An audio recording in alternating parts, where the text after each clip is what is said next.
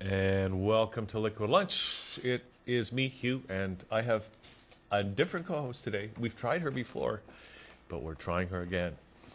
Lalo Singh. Hey everybody in internet television land, it's me again. You're probably looking at the wrong camera, because that's Paul over there with that special camera. It's okay. High quality. So we're here on the show today, and we've got a special show because we've got we've got two guests. We got Will Arlo coming on the show, who's with the member since 2006 of the Advisory Committee of Political Parties in Ottawa. That's a body that is all about making sure that we have fair elections in this country. And of course, there's new electoral legislation coming down, which a lot of people are saying is threatening democracy in Canada. So we're going to get in depth with Will Arlo about that subject. I'm looking forward to that. Yes. Looking forward to learning something about the electoral system, like the old one, and what we might have to look forward to. The new one, which we won't even have to vote anymore because they'll have machines to do that for us, which is, you know, a big step forward. Also, we have Tim Martin coming on the show. We're going to be talking about permaculture and, of course, being here in association with Permaculture GTA.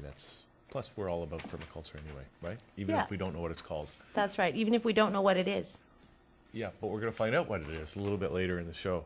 And we've got Bauman Yazdan Far joining us here at the table right now. And I know, Bauman, you are very interested in this whole electoral reform issue, of course, right? Of course. It's one of my very platforms that I am advocating for the last 5-6 years. Yeah, and people should know that you're here to just be part of this discussion. And you were running as an independent... Wait, were you an independent, or were you running for an independent party in the last by-election? Well, there is two parts. There is federally, I am completely independent, right, and provincially, I register a party for the independents. Right, and you're advocating that people get more involved in the political system. Of course, the only purpose, I'm not delusional, I don't get elected, I know that. Well, it might happen. There have been independents elected before. I think there's still one in Quebec City that's...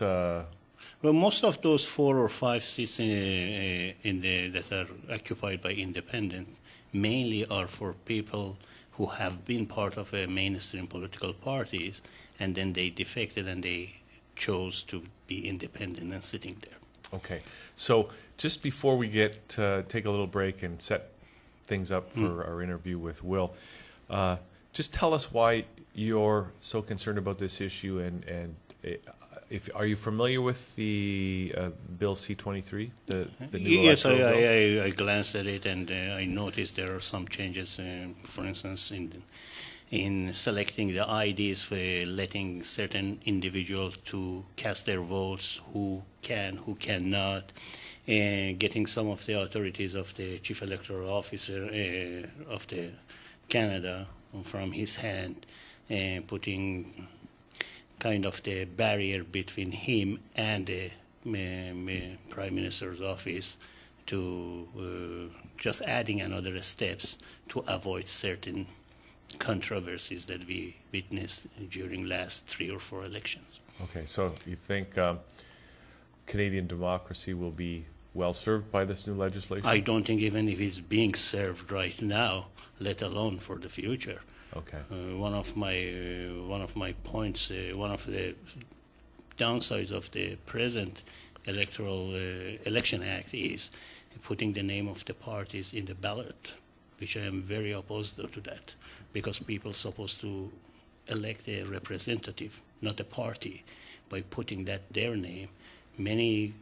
Those who choose to vote, which unfortunately between 35 on by-elections go all the way to maximum of 60% in recent years. But I think this is why we need independent candidates, and this is why if there's a whole body of people, and the reason that they're not involved is actually because there aren't enough choices, and because we need to know more about the electrical system that we're going to find out. And one of the ways that you let people know about that is you have your own show here called Independent Nation. That's correct. To help inform people, because the more information that we have, the more we can get involved, and really the more choices that we have. Of course, the whole purpose is to get people involved. because the apathy of the electors really does You can not, say that. That's great. does not serve democracy. Well, and you know the point I've made or we've made when we've been on the show before, Bauman, is that with political parties, the members of parliament are supposed to represent the constituents, but as soon as they belong to a party, they're actually representing the interests of the party, not the interests of the constituents. Of course, they run the mainstream political party, I might add, not fringe, because many people don't know that we have about 18, 19 registered federal political party and about 21, 22 provincial registered political party, which is not advertised to people. Right. But the mainstream political parties run their political party like corporations. And of course, they're funded by often taxpayers, big corporate funders who, and taxpayers. of course, those dollars, especially when they're big amounts from a small number of large players, influences the agenda of those parties. Well, that is why one of the new rules in the new BC 31 is to increase the amount of the donation. Yeah. From, I believe, 1,200 to 1,500, if I'm not mistaken. I'm not very good with numbers. But one of the reasons probably because everything is about money for them. Yeah. Okay, so why don't we, so thanks for coming in today and being Thank you part very of this. much. Thank you for Thank having me. Bauman. Now, we've got a little video we're just going to play right now, and it'll kind of set us up for our discussion with Will Arlo. And this is what is this video? It's the strongest statement.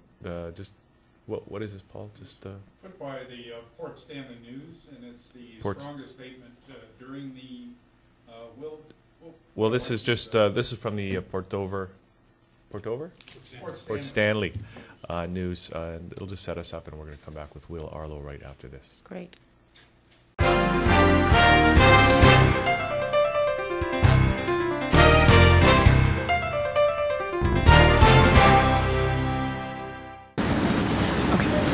Now we will have 3 minutes closing speeches from everybody, starting with Mr. Arlo. Well, 3 minutes, that's pretty rare. I guess what I want to do is take 3 minutes to explain to you something that happened in 2006 right here in Canada. There was a rigged election. The Conservative Party of Canada, Stephen Harper's version of it, has never legally taken power in Canada. And the reason is because there was conspiracy in the Conservative Party to go around election campaign financing rules. It's called the in and out scheme.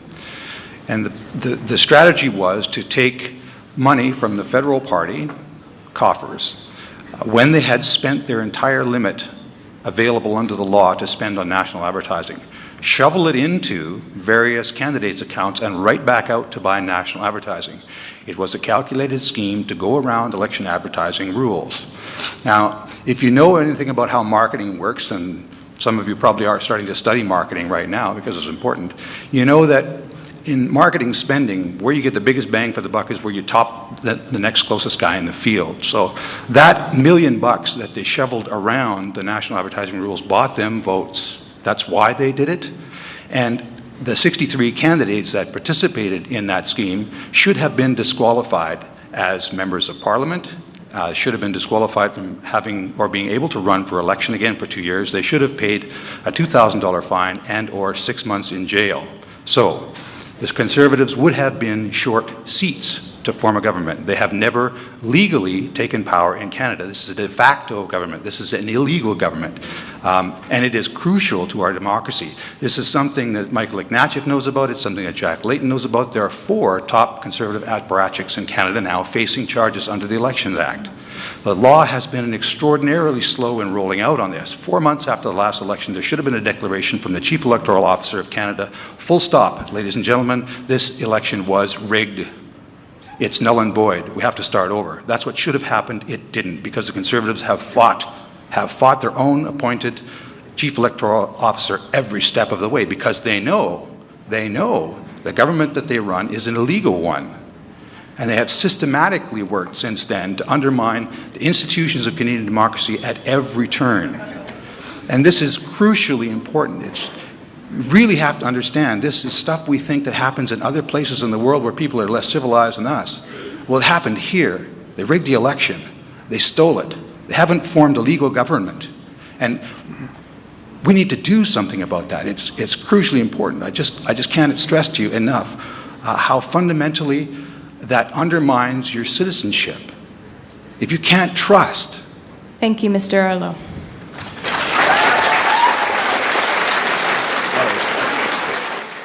Okay, welcome back to Liquid Lunch. And so there was a little video just kind of giving us some inkling of what's going on. And we've got Will Arlo joining us from the Advisory Committee of Political Parties. And Will, welcome to Liquid Lunch. Thank you. So tell us a little bit about this committee, first of all. Well, I should be careful here to make sure that I don't allow people to go away with a misunderstanding. I'm not here as a representative of that body. Okay. That's an informal group. It's composed of people from Elections Canada and people from the registered political parties of Canada. And they liaise back and forth to hammer out solutions to problems with the administration of the Elections Act. Mm-hmm. That's not the capacity in which I'm here. I am a member of that committee and have been since 2006. And I've also been a member of the Technical Experts Committee that was struck by Harry Neufeld. So Elections Canada, when the voting irregularities happened in the 2011 election in Etobicoke Centre, Elections Canada saw a problem, appointed somebody, the former Chief Electoral Officer of British Columbia, Harry Neufeld, to chair a committee that was given full scope to explore solutions to those things. So that's not, I'm a member of that milieu, but that's not the auspices under which I'm here. I'm here as a citizen who's deeply concerned about the direction that Canada took in all kinds of places, but particularly here we're going to talk about the Elections Act, the directions that Canada took. I think that's wonderful that you are here personally representing yourself, because in the intro we talked about how in politics our politicians are controlled by their sponsors and controlled by where their money comes from. And I just think it's wonderful that you're here as a part of the system and understanding how it works, but this is about your personal integrity. Well, it's about the threat that Canada's democratic system faces now from the Conservative Party of Canada. That's what it's about, because we're in a lot of trouble, actually. The first attack by the Conservative Party against Canada's electoral system and its democratic institutions came in 2006 when, as I talked about in that video, the in and out scheme was hatched within the top echelons of the Conservative Party of Canada as a way to rig an election. And they succeeded. They got around it. Now, okay, so briefly what that is, let's talk briefly what that in and out scheme is right here and now. Well, the Elections Act has been in evolution since 1873 when the first iteration of the Act came into being. And so it's under continual modification to try and be current with, the social paradigm we see now. And over that time, there has, it's 435 pages long now, over 500 sections to it. The table of offenses of things as candidates or political entities you can do wrong and be punished for is 18 pages long. Mm-hmm. It's highly prescriptive about what you can and what you cannot do. And one of the things it's recognizing is advertising works, and so political parties advertise. Well, if that's the reality, then you have to put fair limits or limits on the advertising budgets of political entities to try and make sure the playing field is something like level. And, recognizing that and how marketing works. So what is this document that oversees our political electoral system and our politicians? At the federal level, it is the Elections Act. Okay. So it describes what political entities are, how they come into being, how they cease to exist, how they're financed, how they report how they're financed. It's really, really a detailed process that almost no one in Canada knows how it works, actually. Candidates struggle to understand the system. There's a tremendous amount of administrative burden in it to be a candidate or to be an official agent or to be any other political entity. But what it boils down to is that there's a really, really prescriptive regime to control the spending that political parties are allowed to do. And what the Conservatives did in 2006 was end run that system. They broke the law. And they knew that they broke the law. They broke the law. They broke the law. I was going to ask. Does that mean that their election in that year is illegitimate? Yeah. Technically it is. But of course, the longer it goes on without serious redress, the less relevant that looks to Canadians. What right? would Because be that's the so far in the remedies rearview mirror. for this illegality, this stealing of the election in 2006? What would be the remedies to that prescribed by the Elections Act? Well, the relevant document then would be the Elections Act of 2003, because since the Conservatives come to power, they've rewritten the Act. Okay. But of course, since they didn't come to power legally, you have a bit of a constitutional crisis in terms of what the law means now. When you have a de facto government making law, the farther that goes, the farther that, and the longer that goes on, the more difficult it is to deal with, because the law itself becomes illegitimate. But way back then, was anybody caught doing that. And within 4 months of a general election, all the candidates and the parties have to return to the chief electoral officer a complete accounting of the money they took in and how they spent it. And as the election goes forward, Elections Canada sends out bulletins. No one in an electoral event can claim they didn't know. It's complete falsehood, because Elections Canada tells you every step of the way what your spending limits are. If you're a candidate, if you're a party, what you can spend on advertising, all that stuff is all prescribed, and you get bulletins sent to you in the mail in a timely way. They don't come too late. It's all there. There's no one in an electoral event can claim they didn't know. Because anything that's relevant, and when you're registered as a candidate, you get a kit. You get a kit, the do's and don'ts. So it's all right there. It's big, but it's all right there in front of you. And your financial agent, as a candidate, you have an agent to make sure. The agent's job is to make sure that the candidate stays within the law. That's his number one job, to make sure the candidate doesn't break the law. Okay. So, but we're saying that their election in 2006 was illegal. The remedies would be prescribed by the 2003 Elections Act. Right. And what would the remedies be? The remedies at that time, if I remember right, would have been that the candidates who were involved in the scheme would have been disqualified. So they wouldn't have been allowed to take a seat if they had been elected. And if they hadn't been elected, they would be disqualified from becoming a candidate for 2 years. And then what would have to happen? Would there have to be by-elections in those ridings? Well, that's a different question, because we've never gotten to a place in Canada yet where the chief electoral officer has said the election shouldn't count because it was rigged, right? That hasn't happened yet. So, it would have been a major problem, and it would have been brand new ground constitutionally. But that we didn't go there is much worse, because the Canadian public broadly doesn't understand that the Conservatives came to power illegally. Okay, so that was 2006. That was 2006. And then what have they been doing since then? Well, since then, they've taken every opportunity they could to tinker with the Elections Act, to make it more difficult for other players, the other parties, to raise money. That's one of the principal attacks. Because actually, in 2003, there was a sea change in the way elections were financed. As a member of the Canadian Action Party in 2000, we campaigned, one of the fundamental planks in our campaign was to get people to go to Elections Canada's website and click on the finance pages and see where all the money was coming from for the big power parties. And notice it was coming from two places. It was coming from the financial industry, and it was coming from unions. And it was multi-million-dollar donations. Back then, I think the Liberals received $12 million from the Royal Bank, similar size donations from other Canadian major banks. So did the Canadian Alliance Party at that time. So does that go, those amounts that you're talking about, that goes beyond what is outlined in the Act and beyond what they're getting as guidelines? No, those donations were within the rules at that time, because the rules said that was legal. And those corporations, those huge financial corporations, got tax receipts for that. Right. Which means ultimately Canadian citizens paid the bill.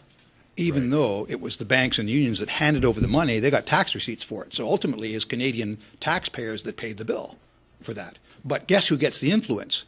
When you have the Royal Bank or Bank of Montreal handing over a $12 million check to a political party, guess who gets the influence?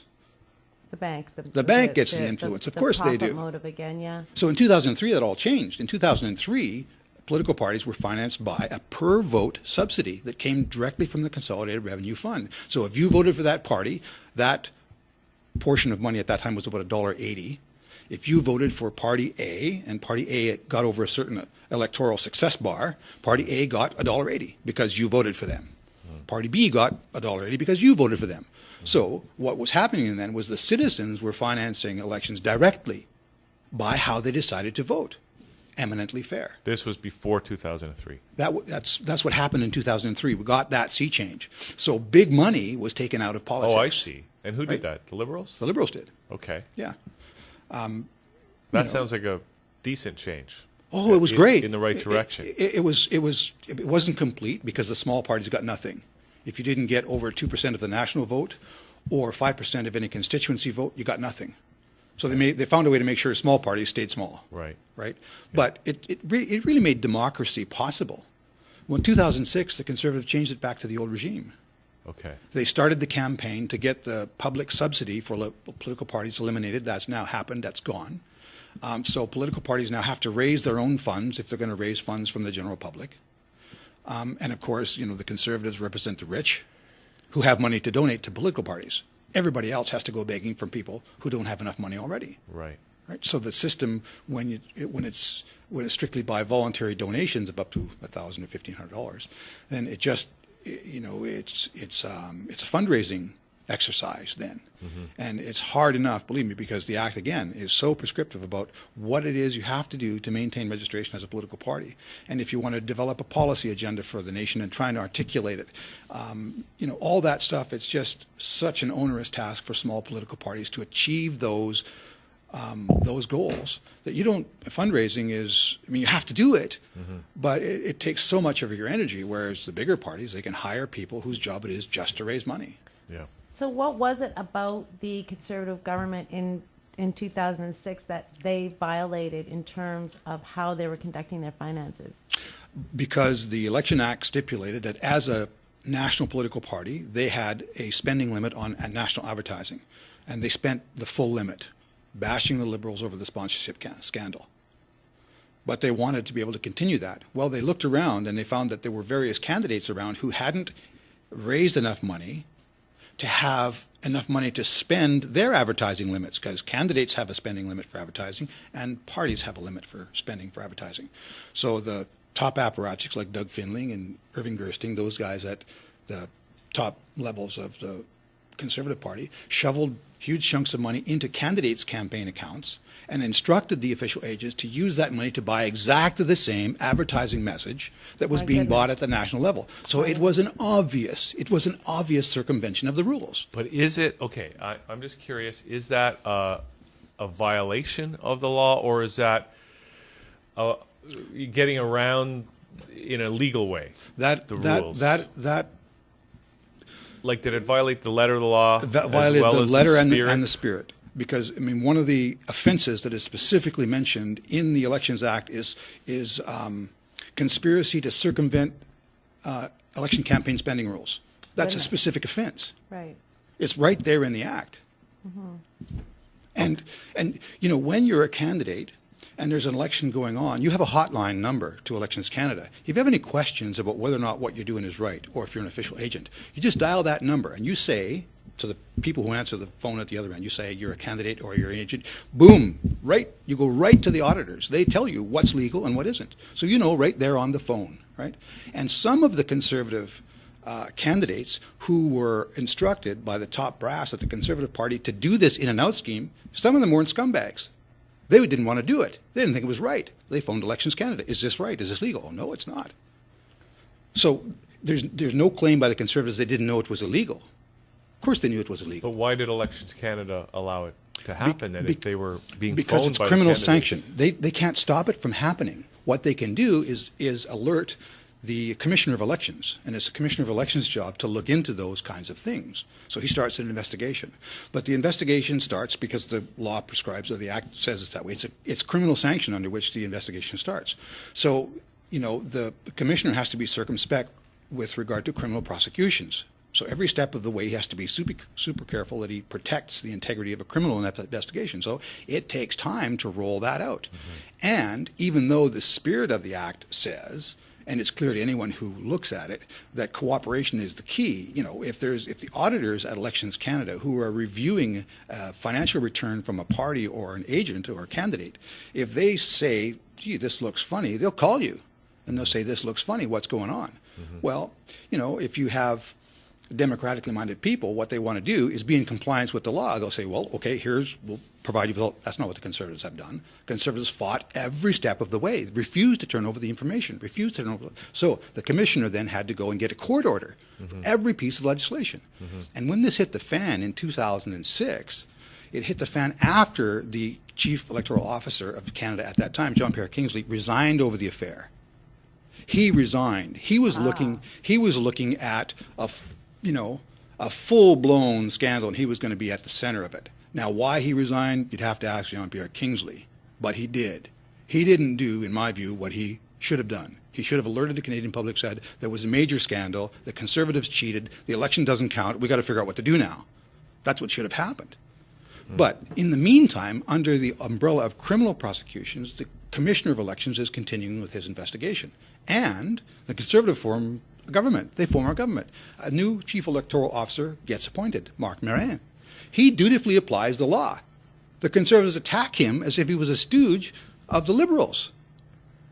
And all completely of this absurd. And all of this is sort of happening in-house without, when I say in-house, I mean that between the people who are making the problem with their going outside of what the Act says that a political party can do with their finances.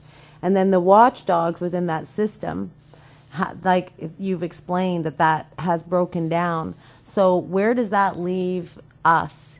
Does that mean that, and I would love it if it meant this, and so I'm just going to ask, does that mean that, in fact, there are a whole lot of citizens, Canadian citizens, who are abiding by, right now, by a government that is legally in place, but is waiting for the proper person within the House to do an investigation and have something done about the government? Are we waiting for that?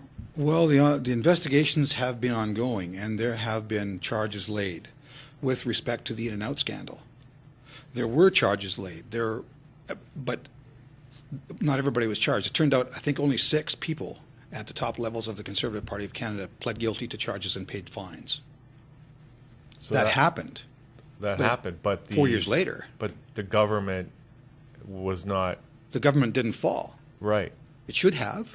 So Marc Morin, who is he still the? He's still the chief electoral officer. And is this investigation still going on? Well, the In-N-Out scheme file has whatever status it has within Elections Canada. I think it's probably deemed resolved at this point because charges were laid, people pled guilty, they paid fines. So that sort of has been resolved. But that hasn't been the end because the government that got formed illegally. So is there any, I mean, what can Canadians do now? Can they never vote for the Conservatives again? But but can they do something else? Can they phone Elections Canada or Marc Morin and say, this government's illegal, can you do something about it? Can you,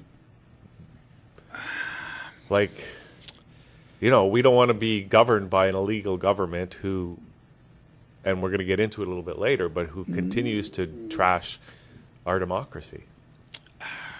Hopefully, you know, something would happen if the Canadian voting public stood up and said, you can't do this, it's illegal. If, you know, who knows what would happen then. But that isn't what has happened because the mainstream media simply hasn't done a decent job of covering the events. Most Canadians have no idea how elections are financed. They have no idea how thick the rule book is, and it's thick, about what you can and can't do. Have no idea the Conservatives broke the rules, and have no idea that systematically, since 2006, since Bill C-2, the first piece of legislation the Conservatives introduced in 2006 after their budget, the first piece of legislation was the start of the attack on the electoral system.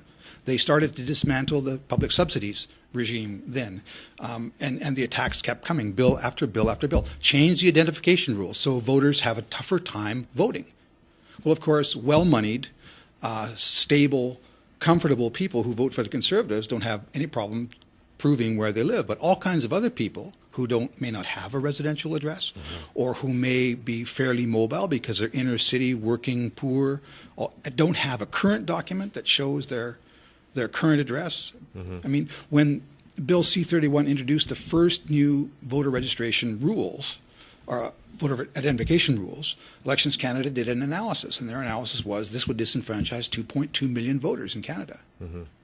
Well, we're really happy to have you here on that channel, right now, letting people know a little bit more about the Conservative government, about how they got in there, and also about how our electoral system is not allowing enough people to be able to be a part of that by this new resident attached to the identification. So I'm really glad that we're getting this information. Well, especially because, young people in particular, we've seen voter participation levels falling over the last few decades, and young people in particular are very cynical about the system.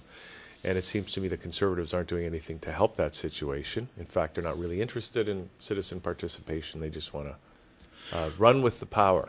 It's a nice segue into Bill C-23, actually, because as a member of ACPP, I have personal knowledge about the extent to which Elections Canada is concerned about that and doing everything they can to turn that around. And it's a lot. Believe me, there's some brilliant programs out there sponsored by Elections Canada to try and create a greater awareness of how the electoral system works and how to participate in it. And Bill C-23 is effectively introducing a measure to stop all of that. Okay, so let's talk about Bill C-23. First of all, this is legislation coming down from the Conservative government in Ottawa. Yep. And it's not law yet, is that right? It's not law yet. So if you can just give us kind of the status of where Bill C-23 is, and then let's get into some of the fundamentals of what it's trying to do. It's been read once. I think it's in second reading now in the House, and they have the Conservatives have put the bill under closure. In other words, they've said this is the time allocation about in which we're going to talk about this bill, and we're not going to talk about it beyond that. That's a pretty hostile approach. Limiting the debate on the debate. So usually when there's substantial legislation in front, there's pretty open-ended in terms of how long it gets debated. As long as people think it's worth debating, it gets debated. Right. But there is a measure built into the parliamentary rules that allows government to cut off debate. Yeah. Right. And they're using it. Conservatives use it a lot, actually. Yeah. So there's a whole bunch of things that C-23 does that really undermine the clout that Elections Canada as a institution defending Canadian democracy has. It muzzles the chief electoral officer, makes it, they specifically say the chief electoral officer now will no longer be able to communicate with Canadians about anything except where and how to vote. So this is, I've heard people say, and I've participated in elections too, as a scrutineer and stuff. And people, when we compare Canadian elections, say, to American elections, like they got voting machines, but our elections are pretty much decided. They're counted by hand. There's a paper trail. There's accountability. There's checking. It's a very good system. Cross-checking, very good system, and we know before we go to bed on election night who won the election. And there has been a sense, up until now anyway, that the elections have been fair, and it sounds like Elections Canada has been doing a pretty good job. Elections Canada has done an amazing job. It's a great institution, and the Conservatives are just using it as a whipping boy. It's just really offensive that the attitude the Conservative Party of Canada has taken through the government towards Elections Canada. They're just wrecking it. Okay. All right, I thought you said we were going to get machines or something. I was joking about that, but we're going to get into some of the details about this bill, but let's just take a little bit of a break now and play that second video about elections, about the elections. Yeah, and thank you so much, Will Arlo, for being with us. And we're going to come back. We're going to come back. Yeah. We're going to continue this conversation. We're going to find out about whether voting machines are in the offing for Canadians and Canadian elections, and so we'll be right back after this. All right. Monsieur le Président, nul n'est au-dessus des lois. Nul ne peut prétendre ignorer la loi pour défendre ses actions. La méthode in and out est illégale. C'est clair pour tout le monde. Le Parti conservateur a triché. Le Premier ministre garde dans son équipe les gens qui ont organisé cette tricherie. Le Premier ministre est ultimement responsable de cette tricherie. Quand le gouvernement va-t-il admettre qu'ils ont triché? Honorable secrétaire parlementaire du Premier ministre. Speaker, I thank my distinguished colleague for his question. The reason that we will continue to press our case in court is that Conservative candidates spent conservative funds on conservative advertising. Then the National Party indeed did transfer funds to local campaigns, which of course is a legal practice, and of which Elections Canada became aware precisely because we told them. We will continue in this spirit of transparency, and we will vigorously defend our actions, which have been in accordance with the rules, the laws, and the highest standards of ethics from the very beginning. The honourable member for Toronto Danforth. Transferred conservative funds to break the rules on election spending limits. That's what happened. And the irony, of course, is that the Conservatives let this scandal happen in an election which they were running against a Liberal scandal, the infamous sponsorship scandal. So imagine that, moving money in and out to go after the Liberal government that was playing fast and loose with money. No wonder Canadians think something's broken up here. And yet this Prime Minister is still standing behind his actions. He says we've done nothing wrong. Why are these senators still in their caucus? The Honourable Parliamentary Secretary to the Prime Minister. Order. Once again, I thank the honourable member for his question. Mr. Speaker, the reason that we continue to pursue our case in the court of law is because the Conservative Party followed all the rules.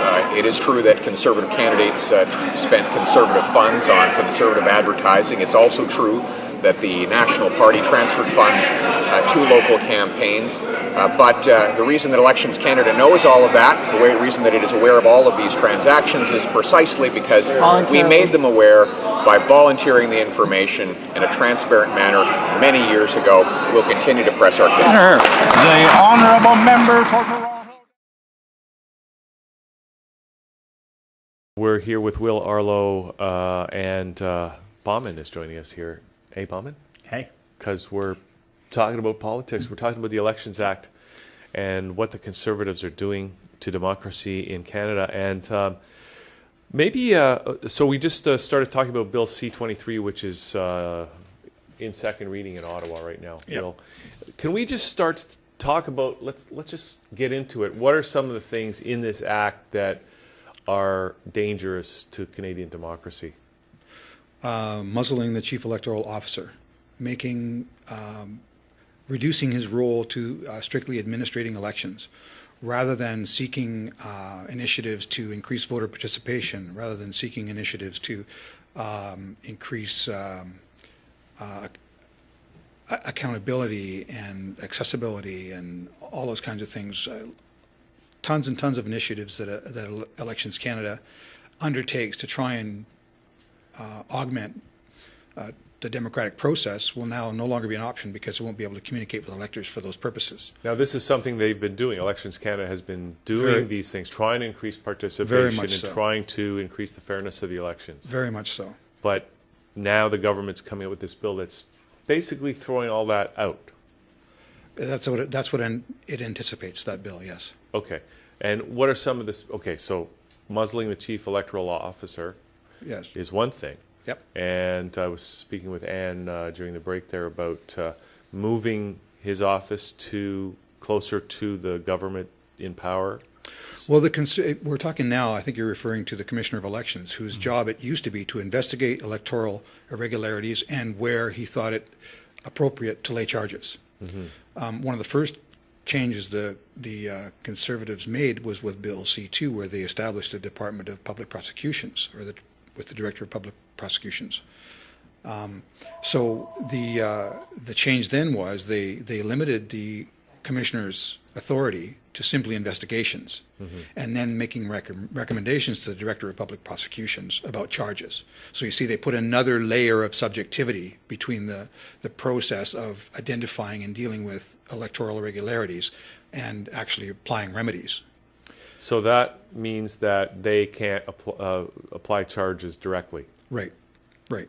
And when we talked about those charges from the 2006, from the in and out scandal, right, was that done by the commissioner? No, directly, you see, no, it happened under the new regime because the changes had already been made. So at that time, William Corbett at that time was the commissioner. So he was stripped of the power to lay charges. He had to turn over his files essentially to the Director of Public Prosecutions, who made an assessment of his own, which takes time. Yeah. And again, about whether or not to lay charges. And, you know, you have to know that in the rearview mirror, he sees that his office exists at the pleasure of the Prime Minister. Right? So Harper brought him in. Well, you see, the perfect scenario is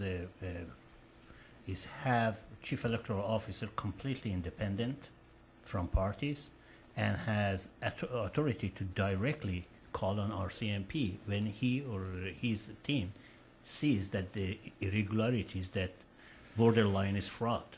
Well, the old regime was that the Chief Electoral Officer would be notified by, usually, the auditors within Elections Canada who would have identified irregularities, or by the public who would have called in with complaints. And so the Commissioner then would get direction from the Chief Electoral Officer that said, we might have a problem, check it out. And it used to be that when the Chief Electoral Officer told the Commissioner that, he would say, check it out. And of course, what would naturally follow without being said is, if appropriate, lay charges, because that's what the Act says. So the Conservative changed that. They took the decision to lay charges away from the Commissioner and gave it to the Director of Public Prosecutions. Now, this new legislation takes the Commissioner himself out of Elections Canada's offices and sequesters him in the Director of Public Prosecutions, and makes the Commissioner of Elections accountable and reportable to only the DPP. And the DPP only reports to the Solicitor General of Canada, and only does so once a year. So if there's an investigation going on about electoral fraud, which there sure ought to be, with the robocall scandal, we've had two, by the way, there's been two robocall scandals. So all those kinds of things, Canadians wouldn't even know about it because the Chief Electoral Officer won't be able to talk about it. And the Commissioner won't be able to talk about it to anybody but the Director of Public Prosecutions. And further, when Canadians phone in to Elections Canada saying they got robocalls that they're concerned about, or something else happened that they're concerned about, what do? Elections Canada used to be able to give them the answers. Now they're going to have to say, I don't know what they're going to say, but you know, somehow, if anything is to happen, citizens are going to have to find out that they have to apply themselves to the Director of Public Prosecutions and go through his apparatus to get to the Commissioner of Elections. So they've put now 3 steps between citizens who have a concern about the way elections are unfolding and getting anything done about it. And the very reason why the Conservatives were allowed to take power in the first place is because the process of investigation of complaints happened so slowly. Right. Not because there wasn't sanctions against all the things that were done. The sanctions were all there. The remedies are spelled out. It's not that the Act lacked teeth. It's not that the Act didn't have enough reach. It's not that the Act and the entity, Elections Canada, didn't have a free hand. They did. It's just that the Act specified the process by which the investigation was to unfold, in such a way that the unfolding of this investigation happened so slowly that by the time we got to solutions and remedies. Right. And of course, justice delayed is justice denied. Denied, exactly. And not to mention, DPP is closely associated with the Prime Minister's office. Of course. Okay. That is the track. Okay. So what are some of the other things that people need to be concerned about in this Bill C-23? One of the things I've heard is that it may be taking us one step closer to having voting machines, which of course can be hacked, and that's a real great way to guarantee election results. But are we getting closer to that? I can give you some background there. At the ACPP, we have talked on occasion, and in the early talk phases, about half the committee was split each way. Some people who said there's no such thing as internet security, forget internet voting. And some people who were in love with the idea of internet voting and thought it would make all things light and wonderful. Elections Canada decided to do the investigation and see whether or not internet voting would sort of live up to its advanced billing. What they found was it's much too expensive to contemplate, and there's no such thing as security. So the idea, as far as Elections Canada goes, as of 2012 and 2013, as of 2013, Elections Canada's view about internet voting or electronic voting machines, all that was full stop, no go, don't do it. So that's both internet voting and voting machines, Right. electronic voting. Right. That it's just impossible to guarantee Security. security. Can't of do it. It's impossible. And it's way too expensive to even attempt. right. Right? Yeah. So, but what also follows on that is that the idea of internet access to the register of voters for electors who wanted to get onto the register, if people want to register as a voter, get their name on the list, that doing that electronically and through the internet is fine. And I agree. It's good. It would be a nice addition to have an electronically managed voters list, as long as there's appropriate backups. Yeah.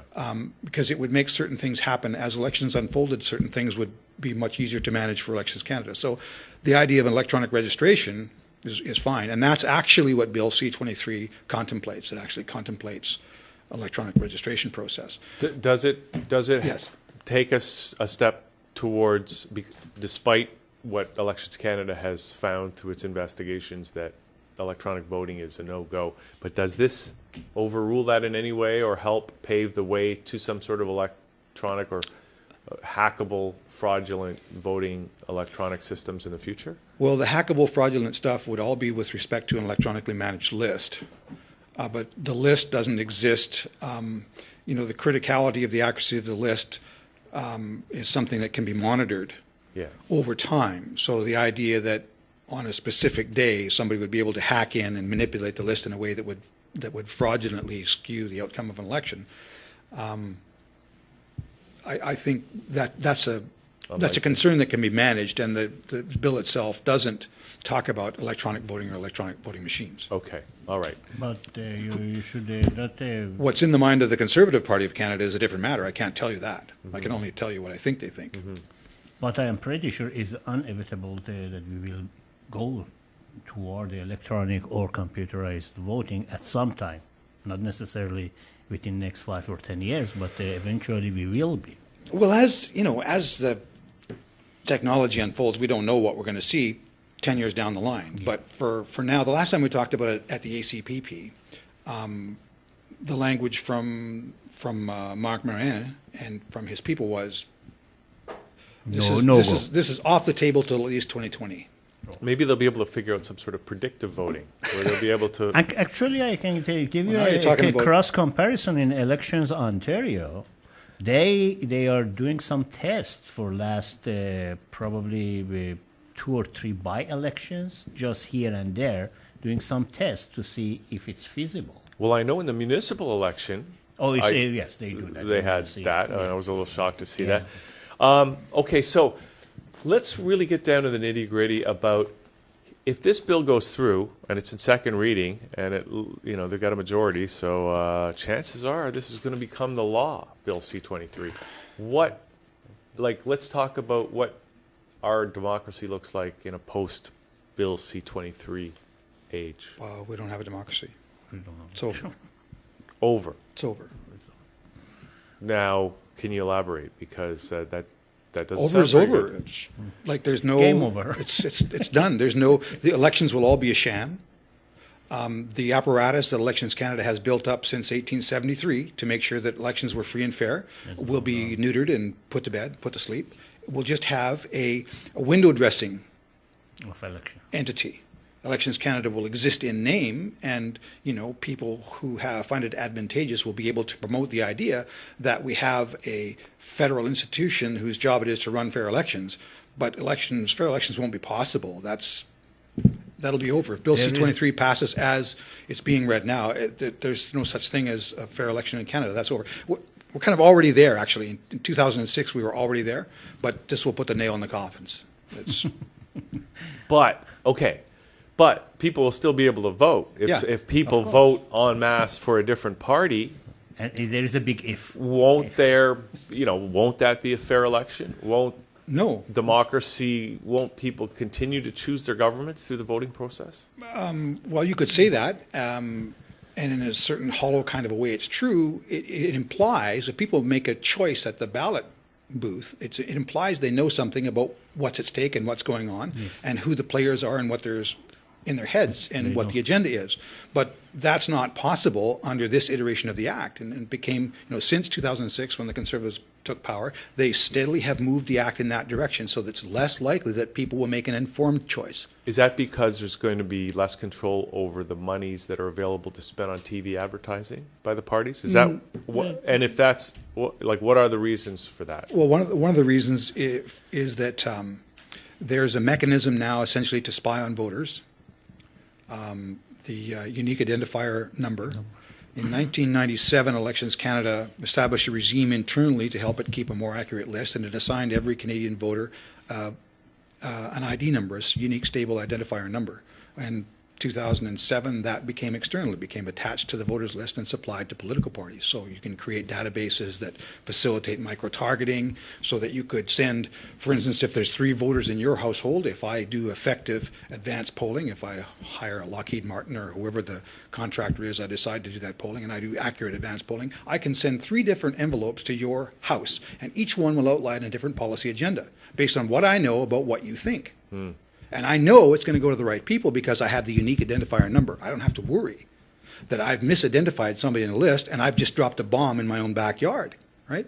I can know precisely what people want to hear. Okay. And what else? Then you have the bingo card scheme, which tells political parties that want to know exactly who has voted and when. And the unique identifier number is part of that regime as well. So on voting day, political parties can have already identified constituencies where the votes are going to be close. And this act actually extends the bingo card scheme to advance polls. And this act also makes another day of advance polling. And the trend is to move more and more to advance polling. We're seeing a greater amount of the participation showing up at advance polling.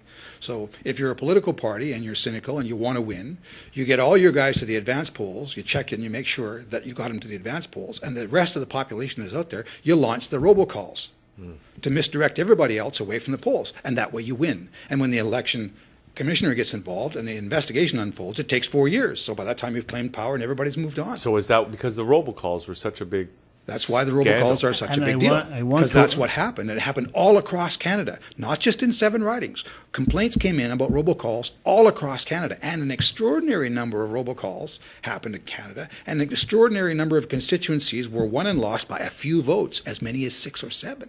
Right, and it just takes a couple ridings to make a big difference. And I want to clarify something. Although these bingo cards are available to all parties, you have to understand only 3 or 4 parties have the amenities available to them to use that information. that information. Independent candidates, fringe parties, they don't have the resources they don't have resources, they don't have human power, nothing that they can do that. So does this bill here, even despite the outrage of the robocalls in the last election, does this bill enshrine the ability of parties to use those kind of dirty tricks? No, it doesn't. That happened in 2007 when the bingo card scheme was introduced. And, the Liberals were silent, the NDP was silent, even the Green Party was silent. And the Conservatives in the Bloc colluded together to bring the scheme into existence. So it's not new. They're just enlarging it and making it more effective. So, when there's honorable intent, there's nothing wrong with robocalls. You can phone people up, tell them who your candidate is, who their candidate is, what the candidate's running on as a platform, what the party runs. All those messages are fine. You can do that. What the problem is when you have people of ill intent who have no intention of doing anything honorable. They just want to win. Mm-hmm.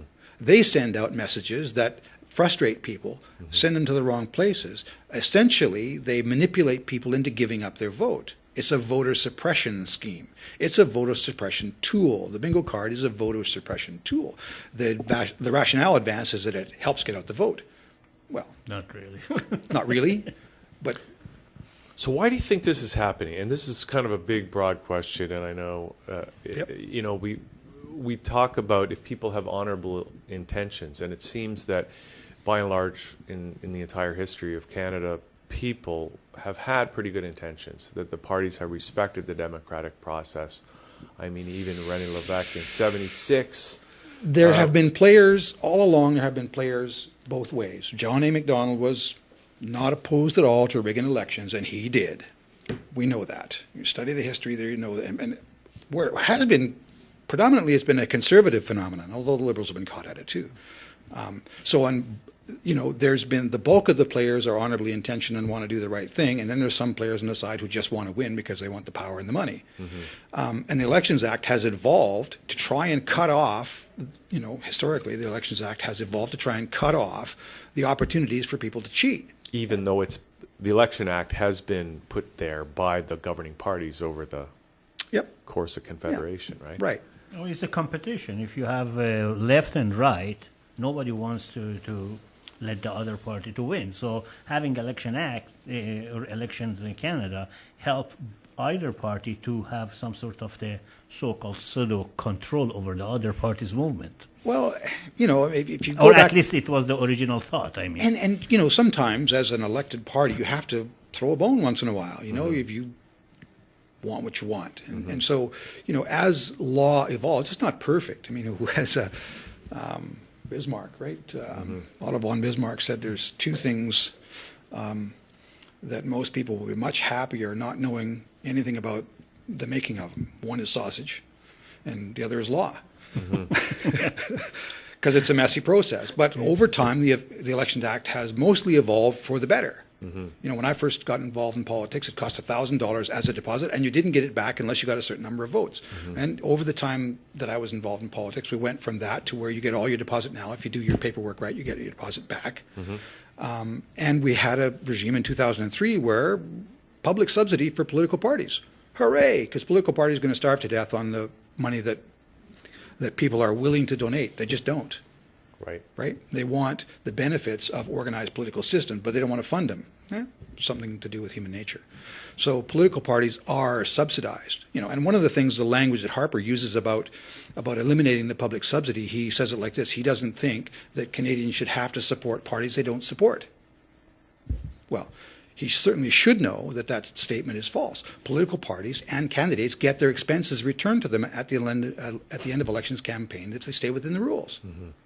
So, you know, if the Conservative Party of Canada comes to power, or the Liberal Party or somebody else comes to power, and they have $80 million worth of expenses that they spent in the election, if they do all their paperwork right, they get $40 million of that back from the public purse.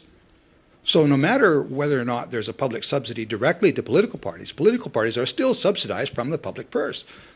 That happens. So for Harper to suggest that the reason he's eliminating the public subsidies directly to political parties is that he thinks that Canadians shouldn't have to support political parties they don't support is just disingenuous. It's false. If he doesn't know that isn't true, he should know that isn't true. And I don't believe he doesn't know that it isn't true. I believe he's misleading people. Shouldn't democracy be tax-free? Everything should be tax-free, Bob. If you want a civilized society, you're going to have to pay taxes. That's just no, I'm truth, specifically right? being facetious about the name democracy that they throw it out.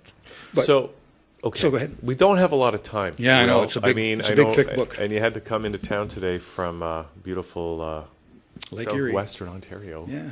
Lake Erie, my favorite of the Great Lakes. But so here we are. And you're saying, you know, the Elections Act has evolved to basically protect Canadian democracy. Process, And you're saying this bill, Bill C-23, which is probably going to pass, is the end of Canadian democracy. Yeah, it is. So it's really that bad. It's really that bad. So having said that, then what, if anything, can Canadians do about it? Or should we just pack it in? As long as we still have the ballot, there's a chance we can get it back. But people have to use the ballot intelligently. They have to actually be informed about what's going on, which is why I'm here, to try and get people to understand that there is a rule book. It's very thick. The Conservatives systematically and knowingly break the rules, knowing they won't get caught because investigations unfold so slowly. But that doesn't mean you have to vote for them.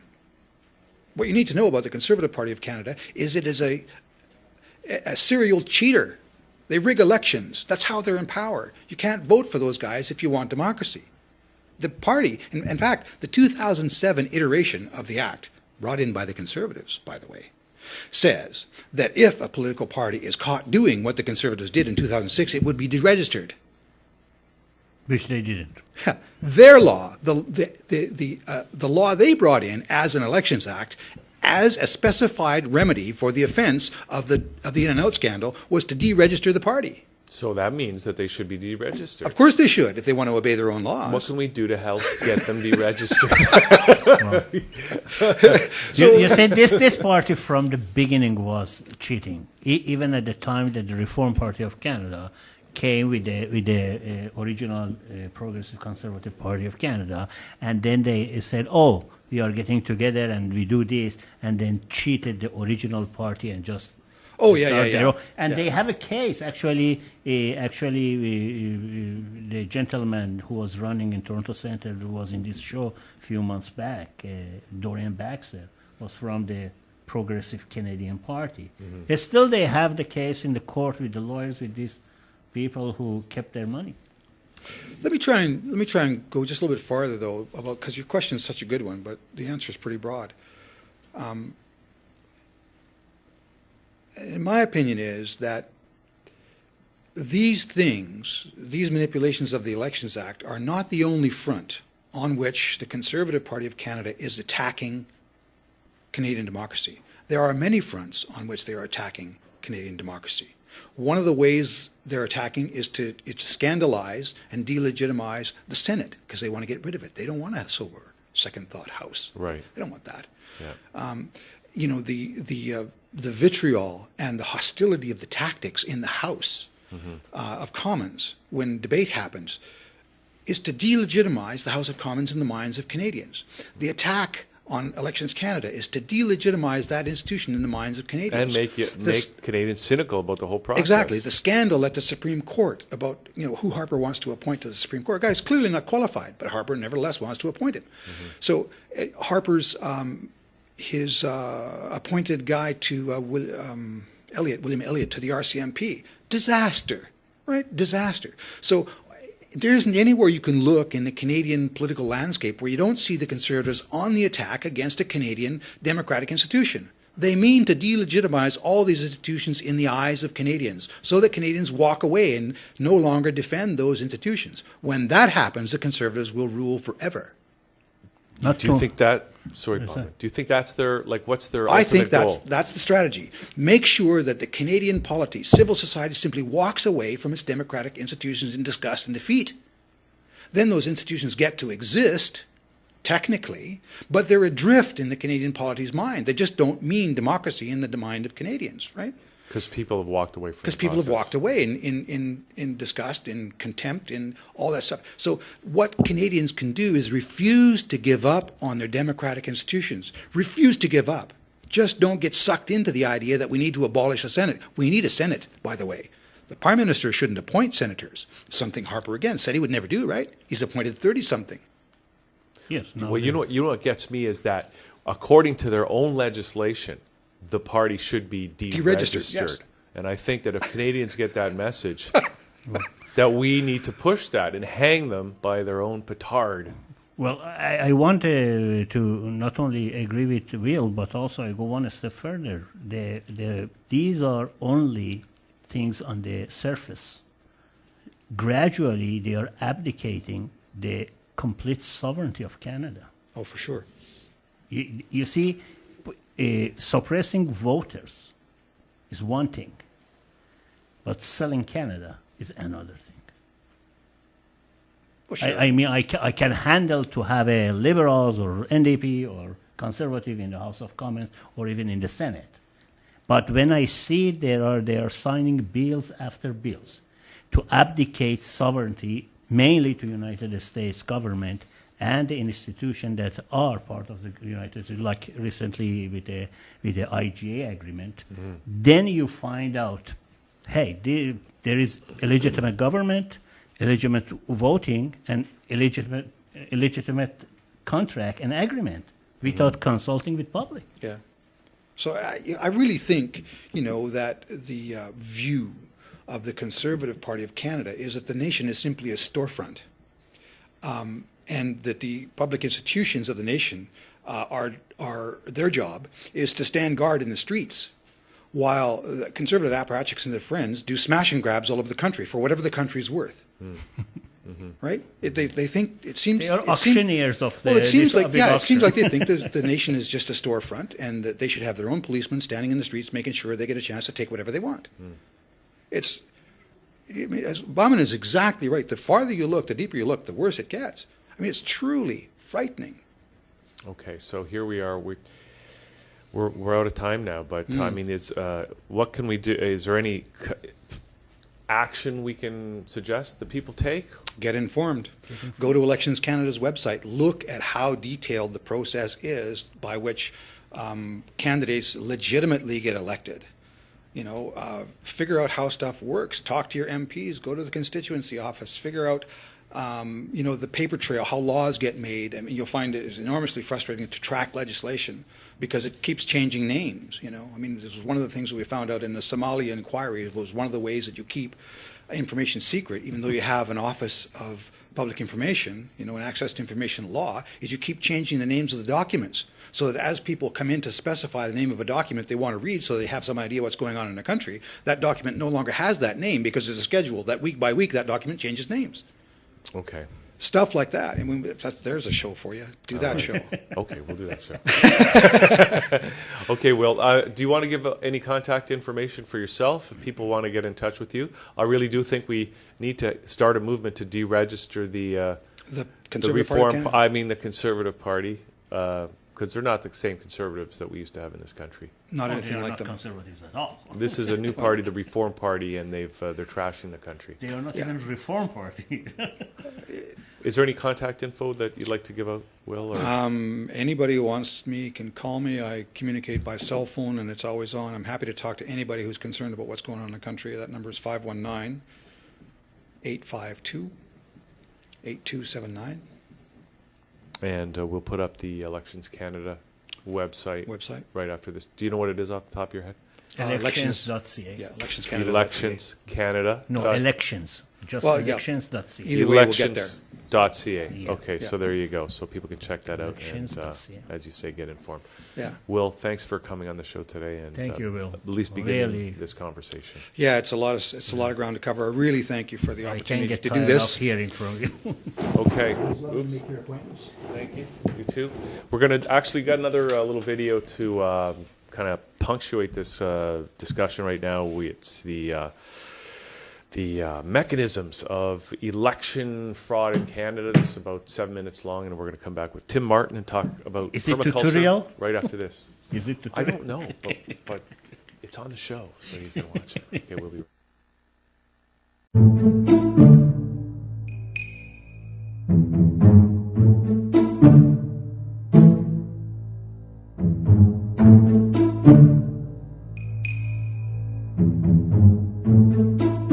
All right. My name is Will Arlo.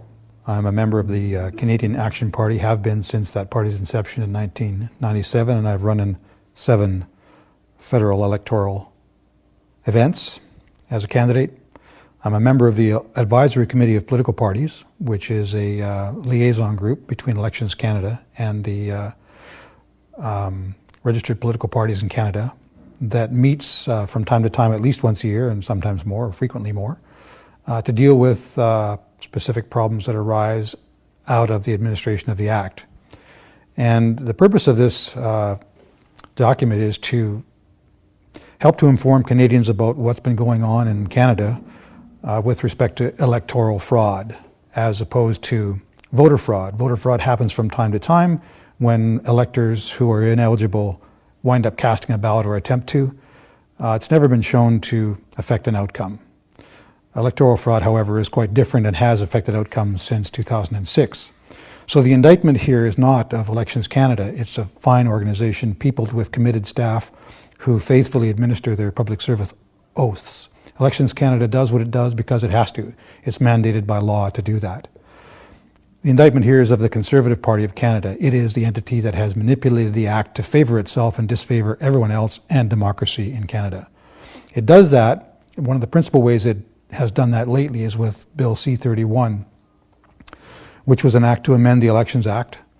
And it did two really important things. One of the things it did was externalize and attach to the voters list that is supplied to political parties a unique permanent identifier number that Elections Canada had previously used to help it maintain an accurate list.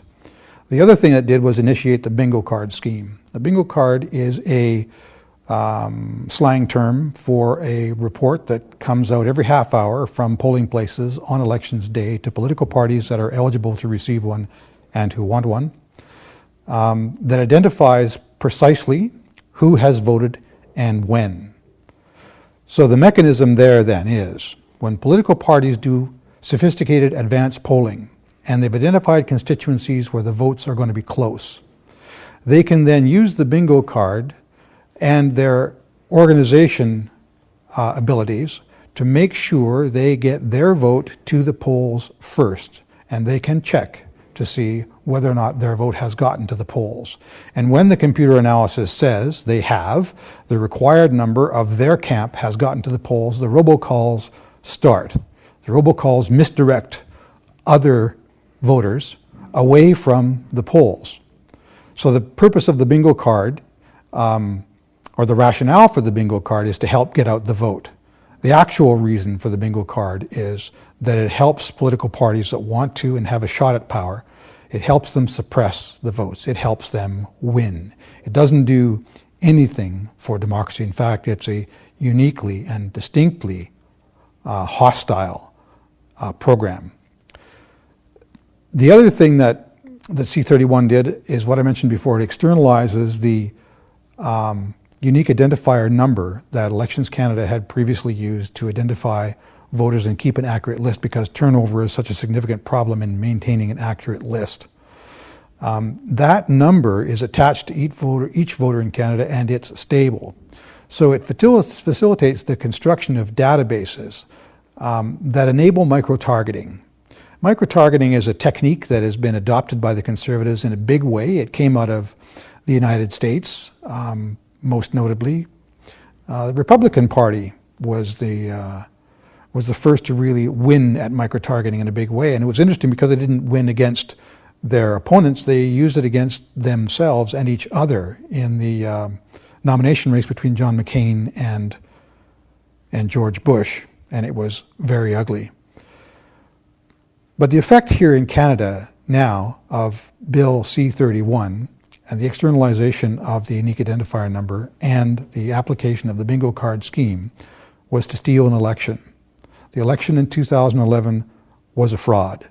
It was made possible, that fraud was made possible by the externalization of the unique identifier number and by the bingo card scheme. So it's impossible to overstate the extent to which this has damaged democracy in Canada. And I think that if most Canadian voters understood that Elections Canada is mandated by law to hand over information from the voters list to political parties that can be used to create all kinds of sophisticated databases that effectively spies on voters and can be effectively used to suppress voters from the polling place, I think most Canadians would be shocked and appalled, and they should be. It's not. The bingo card and the externalization of the unique identifier number are not democratic impulses. They are distinctly anti-democratic impulses. And it's interesting that the initiative for the bingo card scheme actually came from a meeting of the minds between the Conservative Party of Canada and the Bloc, a party who had avowed purposes to break up Canada. It's a very interesting observation.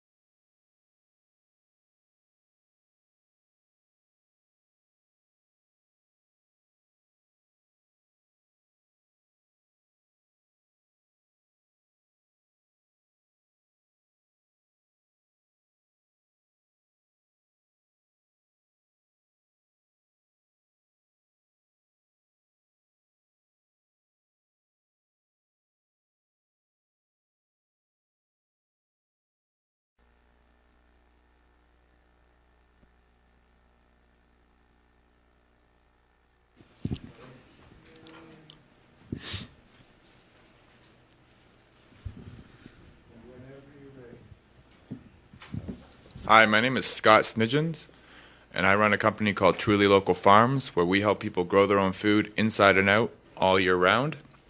What makes me do what I do very well is I have a passion for people to live well and eat healthy, and I feel the best way to have a positive impact into this world is to get people to grow their own food. So you can go to my website at trulylocal.ca or send me an email at scott@trulylocal.ca. Thank you very much. Have a good day.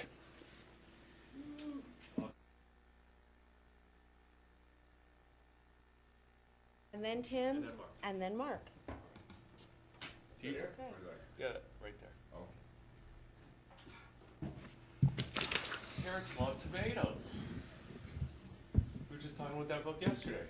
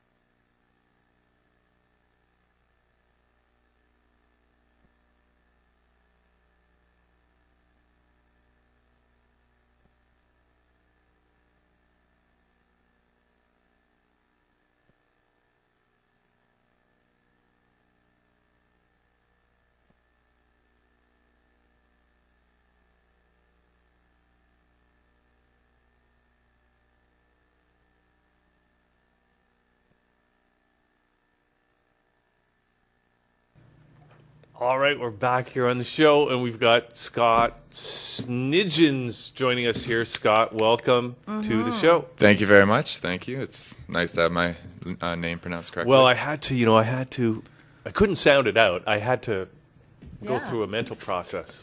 Very nice. So, now what are we talking about today? We're talking about urban farming, right? Yes. Which is a great idea. Let's get right into it. Yeah, I mean, to start, I guess I do urban farming through a company, Truly Local, and I go around to people's homes, do on-site consultations, and help them find a way to really turn their home into an urban homestead. These are usually 5-year processes, just getting rid of your lawns, doing raised beds, doing aquaponics, hydroponics, roofs, vertical. Doesn't really matter, but yeah. That's really good. I mean, because I saw a story on the internet a couple years ago about some guys I think they were in Kelowna, where they were just going around to people's houses and saying, "Look, we'll turn your front and backyard into a food growing operation here," and they worked for a percentage of the return, whatever it was. Yeah, there's a lot of, it's kind of a global movement that is really happening. Through the internet, you can just see all the great stuff going in Australia and Africa. And I think it's giving us so much hope. I come from a small town on the West Coast. I went to visit a friend in the city. I sat down at his table. I had this beautiful meal. And then he said, "I grew the salad. I grew the herbs here." And I said, "What?" Then he opened up his closet in his house in the middle of the city. And there he had little seedlings growing. Took me to his back porch. He had worms producing compost for him. Worm castings. And his little teeny tiny patio was covered in plants. It's, we don't use our resources that we currently have. So it's, the hope, it's just we can grow from where we're at. And we are growing vertically, so we can use our space more efficiently to live off of it. So, and how much money do you think this is going to save people? Because we know that our organic vegetables and fruits are, we're happy to spend the extra money, but it costs more. Well, there's so many, benefits I find from growing food. If just simple cost, yes, you're eating local, you're eating what you grow. There's the mental and therapeutic benefits from. You can make up the word therapeutical. That's fine. All right. Sheena made up. Gonna go on Wiki words earlier. So people can save quite a lot, and you don't need to get into the cost of labeling your food organic. You know what you put into it. If you would like to spray it with whatever you want, you have these choices. But again, you're lowering your global footprint. You're eating within a 5-foot radius, or however far you walk to your garden. So. It does. It helps all around, not just the wallet. Now, are you from Toronto originally? Yes, born and raised in the city. Yes. So I'm just curious, what was it that got you really passionate about this subject? I think it's just been an evolution of myself. I've been vegan for 5.5 years. Started just bacon and ribs were on sale at the Metro, the local supermarket. So I had about 3 days of that for breakfast, lunch, and dinner. And it was starting to go bad in my fridge. And I was like, what's going on? What is this? I know it's rotting there, and I just ate that. So that's probably rotting in my stomach. And I was like, I don't know anything where this food comes from, anything about food. So it was a journey to understand food and our processes. And, you heard stories and you understood this and that. So I was like, okay, I'm going to be vegetarian. Tried that for a month, and I'm like, no, I'm going to go all out vegan. Yeah. And so from there, it's just been a learning curve from just understanding the whole process.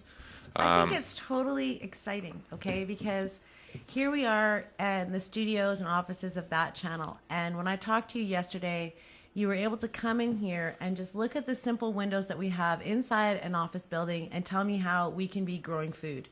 Yeah. So I also think that, for everyday people who want to eat better, and like you say, they want to have that, but you can also create a green, edible environment in a workplace. You have a beautiful window here, doing your sprouts and very access. So, I love sprouts. You have your 2 to 10 day turnaround. They're superfoods. Can you tell us about pea sprouts? And how the ones that are living over there. I just want people to know we're self-sufficient in pea sprouts. Yeah, that's that channel is working towards self-sufficiency, and yes. You have helped us because you just took a whole bunch of pea seeds. Is that correct? Yeah, peas, right? You put them in a tray. Peas in the pod, yeah. and then. Well, there's with soil or without soil or. We start soaking our seeds. Wheatgrass, pea shoots, sunflower. There's quite a long list of sprouts and microgreens that you can grow. So with pea shoots or peas seeds, you soak them, and then we do that for roughly 3 days. Introduce them to a tray, put the weight on them until they grow to a certain height. Then we introduce them to light, and just around a 10 to 13 day turnaround. So, wow. Yeah. So what was it? The Seeding Eden event that happened in this location. So I had an abundance of trays because you only a little bit of seeds can do a whole tray. So I just brought them here, and yeah. Yeah. Well, thank you for feeding us a little bit. My pleasure, and that's what it's really about. It's feeding people living things. It's about, I don't know why we go to grocery stores and buy dying plants when we actually have the ability to eat living things. Yeah. Well, I'm interested in, because we're living in the city, and Toronto, probably more than any other North American city from my experience, has small lots, right? Small lots, and then of course now high-rises, nothing but condos. I mean, it's hard to afford an actual home in the city anymore. Is it possible for us to approach or to get kind of high density growth, high production out of very low square footages and even apartments? Yes and no. I think I think I can. In a term, like grow up. Well, your friend had to grow up, and not grow up. I mean, that's a whole other. Your friend had to grow up. Well, my friend with the grow up was growing. Oh well, oops. Anyways, but they were growing food, and not to beat around the bush on that topic. No pun intended. But prohibition has allowed us to grow food, understand the ability to grow things anywhere, and a very efficient. Hands-off approach. Yeah. Well, one thing I have heard about though is growing up. So he's talking about small spaces and rooftops, and apparently I saw some on Facebook. I saw that the really cool teepee things. They were just like sticks made into teepees, and then all the plants are growing up and inside of it. Mm-hmm. So that would do something in a really small space, right? Yes. I mean, I've done. I mean, if just 1 foot off the wall, I was able to do 100 grow sites hydroponically in a person's apartment, and then I used their south-facing window to grow more of their fruiting vegetables. Mm-hmm. So, to answer your question, you can grow a lot and all that you need in a small space, but I realized not everyone can. Mm-hmm. So actually, where I'm at in the stage of my company's development is bringing in live plants into people's homes and kind of replacing the fridge, because even though you have a tiny little spot, a square 2 foot by 2 foot where you can grow in, if you drive out of the city, we have massive amounts of farmland. So if we can work with local farmers and get them to supply our micro farms with fully ready to harvest plants, then now we're looking into the kind of the growth of getting people food sustainability.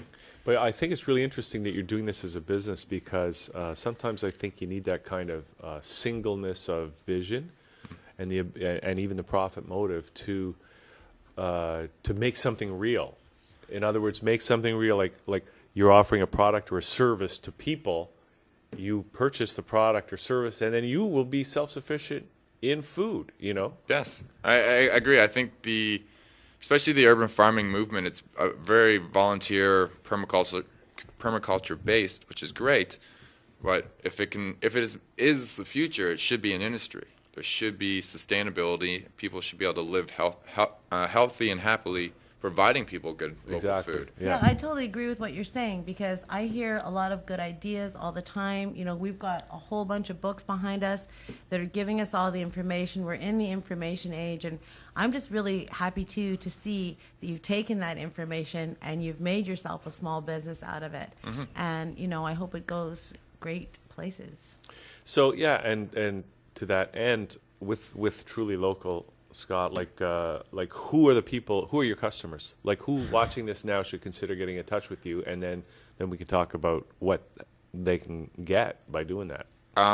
Really, I think people who eat are currently my target customers in a way, but to narrow it down, people who just want more engagement and involvement within their food. You have a sunny window that you're like, oh, I can support my herb garden. Mm-hmm. Anyone who's even growing herbs or grew food before. Anybody who eats organic. Organic, they're going to save money, right? But even saving money, because now, I mean, the biggest problem that's in our current agricultural industry is something that the farmers call shrinkage. people call it waste. It's not the Seinfeld. Yes, I was thinking of the other kind of which most shrinkage. people seem to bring up. Close that window. There's a cold breeze coming in. I know, and I then wanna your get plants somewhere. just shrivel up and die. So with that taken, I mean, our current way we purchase food is the push industry. This is really a term that comes around in business, that a lot of things becoming pull. You mentioned Facebook. It's not, people are starting to pull the information they want. Yeah, the whole internet's pull. Pull. But you still go to the supermarket and they're pushing this produce onto you. So by being able to turn it around and say, okay, I'm going to order this seed, I'm going to order this plant from that farmer. These farmers are coming to me loving this idea, because now they're actually going to grow knowing that that plant's already sold and has a home. And I'm taking it from, instead of they're going to harvest it in 45 days, I'm going to take it at 30 days, bring it into someone's home, and then have it live another 40 days in someone's system. That's a really cool concept. Actually, I've never heard that concept before, because you're providing living food for people. Living food. You're getting the cash to the farmer quicker. You're giving them a better return for the dollar. He's right? peace of mind knowing that that seed hits the ground bought. Yeah. So he knows that, or she. And our farmers need more sub-economies in terms of what they're doing. Not to mention, we have a lot, like the whole movement to have us eating better has led to a lot of organic farmers trying to follow a whole bunch of laws that they probably shouldn't have to follow, because there are no laws that say you have to label when you've got pesticides, but they have to label when they've got it organic. And you're giving them a whole other subsidiary to their business. Well, you actually don't have to. You can label yourself and label your food organic and sell it in Ontario. There is no regulation. I don't even like using the word organic. I don't really care what word you want to use. You want to know. You want to know what your food is? We're gonna get on a bus. We're gonna go to these farms that you order it from. You can see their full throughputs, and go back home and be like, I don't have to worry about that, because I know Joe and Pauline Slager. I get my food from them. I know their throughputs. Yeah. We're not labeling their food. The extra cost isn't on the little farmer. I'm pulling from that farm. Nice. So that's one thing, for people can get in touch with you, and you can bring them living plants that are going to provide them with food. Yes. What else? So I mean, the customers right now are. We do free on-site consultations. It's still a young industry. I've been going through the internet, aggregating anything that is a plug-and-grow system. Yeah. So I'll come to your place, look around, like, here, these are sunny windows. You actually don't need, you have a system. It's called nature.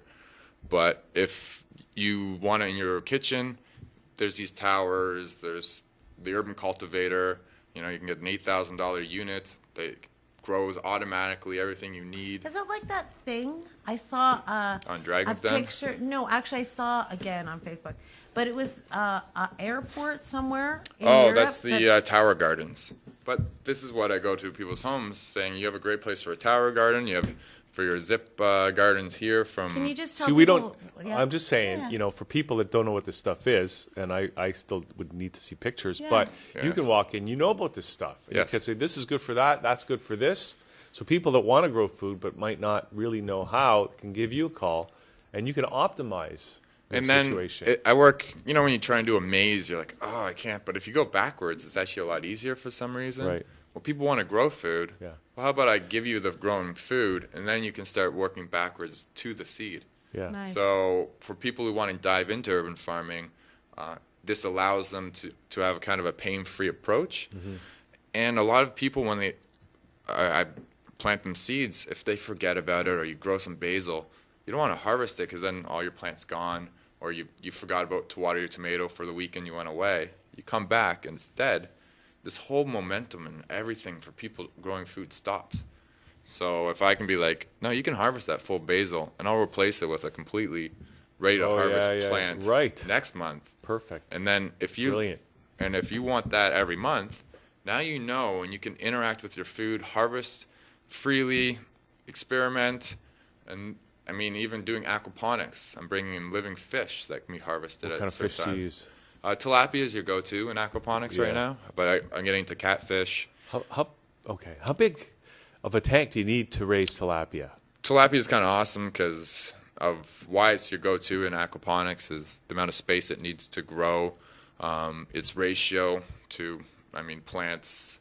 Just how many tilapia you can get in a tank, and their life, they just like sit there and chill out. So it really depends. That's a hard question. How big? But in a small little container, you can get like 5-6 tilapia in there. Yeah, and living comfortably. And how big do they get?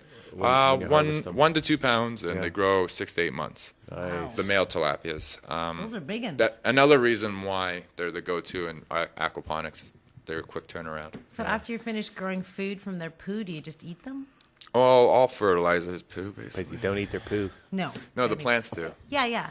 The fish poo feeds the plants. plants. It's a what do you call that? Symbiotic. A symbiotic relationship. Yes, I use that in my aquaponics course when I teach it. So what's a minimum tank size for tilapia? Look online. People will grab anything that can. Number 2, plastics. It doesn't. They like cramped, small spaces. Wow. So you can. Weird. You can do kind of anything. You have a fish tank at home, just throw in some tilapia in there. Okay. So can we get in touch with you to get some tilapia? Yeah, that's where I look at my business model and the revenue. Is I was doing these custom installs, and they're a one-time fee. And the feedback is, okay, they're growing from seed. They don't have a big enough space to grow a full harvest. And so now I'm like, oh, okay. Well, let me just go around to all these farms, get all these living plants, and then let's me bring them into these people's homes with systems. Yeah. So now I am going to broker with all the farms, your tilapia, your catfish, eventually your lobsters and everything else, your living plants. Will you end up in the fish sauce business at the end of all of this? Of course. You're going to have to, do something with your leftover fish. Yeah. Fish sauce, you can put some cock sauce on there. It's up to you. It doesn't matter. You're really trying to make a nice, delicious dish, I right? think that to me is actually a delicious dish. Obviously, I'm not a vegan. Well, I'm vegan until I grow my own fish and my chickens and everything else. Quick question before we give all your contact info. Further. Yes, which is okay, but maybe not today. I want to have a whole show that just does nothing but deteriorate. But what about flat roofs in the city? Like, what do should people put greenhouses on there? Should they just grow stuff in the summer? What should they do? I just saw a home, and we're going to put a pergola up. She has enough space to actually do her leafy greens off her kitchen, but she has a flat roof, and she has a bar up there, but they don't really use it. So I'm going to turn it into more of an urban homestead area, just grow food up there. So they're going to have their cucumbers, tomatoes, and then I'm going to build a doghouse that looks a lot like a chicken coop. For the chickens? For the whatever. Currently, there's no bylaw, I think, for rooftop chickens. Oh, really? You can have chickens on your rooftop? I know you can't do backyard chickens, but I haven't read anything about rooftop chickens. We can do chickens in Vancouver now. I want chickens in Toronto. And personally, if you can bring in the eggs and allow that into our city, I'm not sure why we can't have chickens. Yeah. Okay. Well, I want chickens. Yeah. 5 chickens, 800 eggs. My grandmother used to season. raise pigeons, and he wanted us to eat them, but we weren't that excited about it. A friend of mine ate a robin's egg once. Yeah. Quail eggs. Yeah. Yummy. They're small, but blue. Well, one thing I wanted to mention before is for the people trying to get into it who don't know how, I'm now working with chefs and nutritionists to build menus that people order living plants. So you can get like a 3-month cleanse, whatever, from this nutritionist. She'll design it. And then from there, you're going to have your herbs come, and they'll sustain the whole time. You'll have your weekly deliveries. But now, as a normal consumer, out of the 32,000 edible plants out there, they're just going to be like, I'm going to get that cleanse, or I'm going to get that tasty delight. And then and then we just package it up, ship it out to them, and they're harvesting, cooking. They're doing their normal thing, but the amount of knowledge and learning curve cuts down drastically. Wow. Okay. Well, Scott, this has been great to find out about all this. Now, what's the website if people want to get and stay in touch? Website is trulylocal.ca.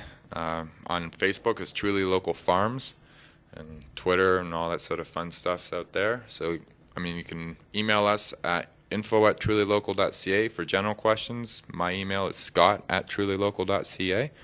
And yeah, if you just give us an email, our website's under development, but we'll have a farm intake form up there. Fill out that general information.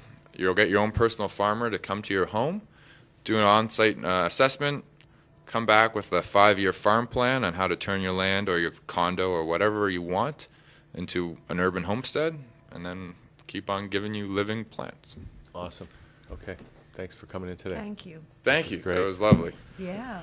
Okay, so we're going to come back with Tim Martin right after this to talk about permaculture, kind of related for sure to this topic. But in the meantime, I have another video. I have a video about the RFID chips. Are they salt and vinegar or barbecue? It depends how much fish sauce you put on them. Okay. Okay. Okay. I'm getting hungry. All The right. show's I making bet me you hungry. are. Okay, we'll be right back. Thank you, guys. Thank you.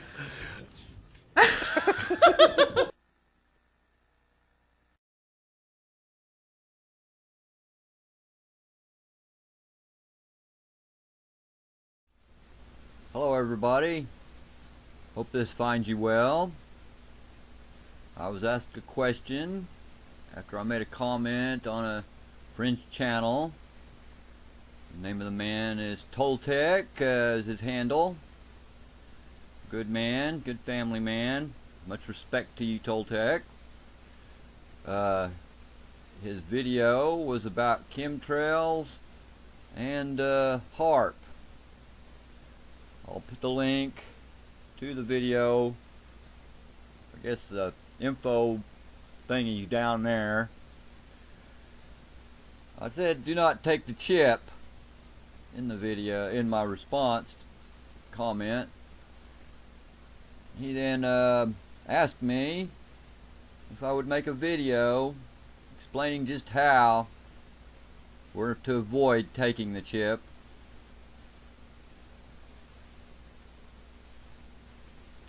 Okay. Not taking the chip's going to be the easy part. Just refuse to take the chip. Unless you're in prison, crippled up in a hospital, or some old person that can't get around and defend themselves in a rest home. They're not going to go door to door forcing you to take the chip. In fact, I don't think there's any intent to force anyone to take the chip. It is mandatory, and it is in the health care bill. You don't believe me? Go up to your search bar up here and type in RFID in health care bill. It's in there. Don't take my word for it. Do your own research. It's there. The problem isn't in not taking the chip. It's easy to simply refuse to take the chip. There are many people who will not be chipped. You will not be alone. Do not be afraid. The problem comes when the chip is fully implemented.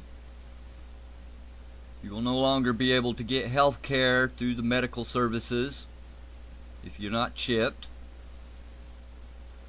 You will not be able to buy and sell things once we live in a cashless society. You will not be able to work in a legitimate job because they will not be able to automatically withdraw withholding taxes and register your pay to your chip. Therein lies the dilemma. There are ways around this. I will not go into that because I do not want to give away the plans to defeat the chip. Until then, the chip will not be implemented until 2014. We still have time to defeat this bill and to have it repealed. We still have time to vote out all those fools in Congress that thought they were doing the right thing by enslaving us. We are not cattle to be marked and branded. We're human beings. No one, I repeat, no one or government has the right to place anything in your body you do not want there. It's not only unconstitutional, it is inhuman. You want to get chipped, you be my guest, you go right on ahead. Remember, they'll then control every aspect of your life, every single aspect of it. They decide you're not playing ball with them, you're not playing along with the rules that they establish, which are mostly going to be unconstitutional. They'll just simply shut your chip off, and you'll starve to death.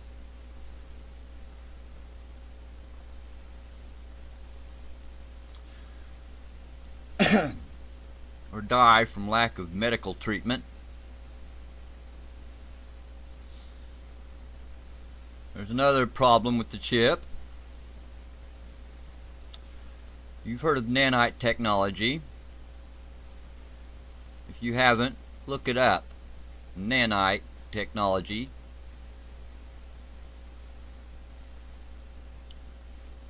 That could have something to do with the chemtrails and HARP as well. We could be breathing them in right now and not know it. You could put millions of them on a head of a pin. They could be finding their way to where they're programmed to find their way, into your brains and nervous systems. But they won't do anything yet. They'll just sit there innate.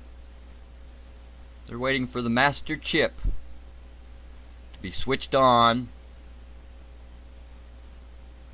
Talking about your ultimate mind control. Don't take my word for anything. Do your own research on it. You'll find the technology is quite more advanced than what you might believe.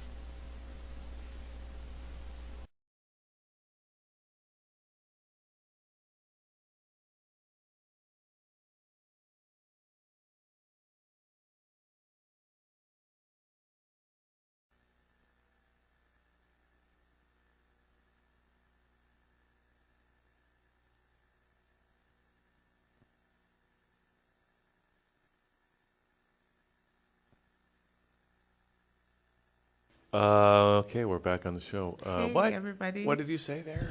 I No, we'll was have to talk about that talking after the yeah, show. right. Okay, because we're talking about. Well, we've got Tim Martin here joining us, and Tim. So, what? Okay, what did you just say about the television being a mind control device? Well, if television is it's a very passive medium for information. So we sit and we passively absorb the information, and we don't have a lot of feedback with our learning process ultimately. And so it's part of this consumer imprint that we have from very young for just receiving and not being productive, being a consumer of our media and of our food, but not being a productive part of those processes. And it starts very early in our lives. We become imprinted with this idea that we should be the recipient for culture, for society, for technology, for industry. Consumerism, yes. And so like the heart and soul of permaculture, I feel, is this responsibility for sustainability. And so being consumerist imprinted, we don't have a conception of this responsibility or sustainability. It's very, very hard to decondition ourselves from the consumerist mentality and into a productive producer mentality. See, I wonder if that's changing now, though, with the internet, and because the internet it's much more which is like TV, because they're on the screen and it can have video and stuff like that, but the internet is programmed by the user, not by some programmer somewhere, Yeah, and also it demands interactivity. That's an essential component of. Absolutely right, and we're seeing more grassroots, a return to grassroots movement as a result of that, and it's good news because we're able to get together and discuss these things, and there's also its drawbacks too. I mean, the YouTube video we were just watching was a little bit inflammatory, a little bit anxiety producing, this idea that these masters are trying to control our lives and our minds. It's kind of disempowering, and it produces a level of anxiety. I think it equatable with the GMOs in our diet, right? It's anxiety. It increases cortisol levels and does damage to the physical body. The thing is that I want to say two things. One, it's interesting that permaculture and media are having something to do with each other. But, that's what we do at that channel is we give people an opportunity, and like you and other people, to actually be a part of it. And the other part of that is how is it that that we are having this effect? And I lost my train of thought entirely. That's okay. There's nothing wrong with that. Good. It happens to really everyone. That's why we have hosts and co-hosts, so that the other one can pick up the ball where the ball got dropped, which is why we're here today. So but with this, but on the other hand, so here you're talking about, you don't want to wreck yourself by having all this paranoia because you're watching too many conspiracy videos. Yeah. And here you are taking a very constructive approach by getting involved in permaculture. Well, I went through this phase. I call it the conspiracy phase, and it's kind of like the adolescent rebellion against authority and what are the problems, and we tend to blame other people instead of take full responsibility for ourselves in this process. As consumers, that's we're what I was passive. going to say. Actually, sorry to interrupt, but that's what I was going to say is that I think it's okay, all the conspiracy stuff and everything, because it wakes people up as long as they actually do something once they're woken up by that information. Right? Yeah, that's a good point. It did lead me to start questioning and thinking about things a lot, and I really I'm starting to lose my train of thought now. It's kind of the ball is going around full circle, but to be more responsible, we have to develop our own way of producing and our own way of producing all of the things that we consume, right? So instead of being reliant on industries, this is the major thing, being reliant on industries to provide us with absolutely everything, we need to replace those industries with the grassroots means of production. And at a small scale, I'm not talking about undermining the current economic system.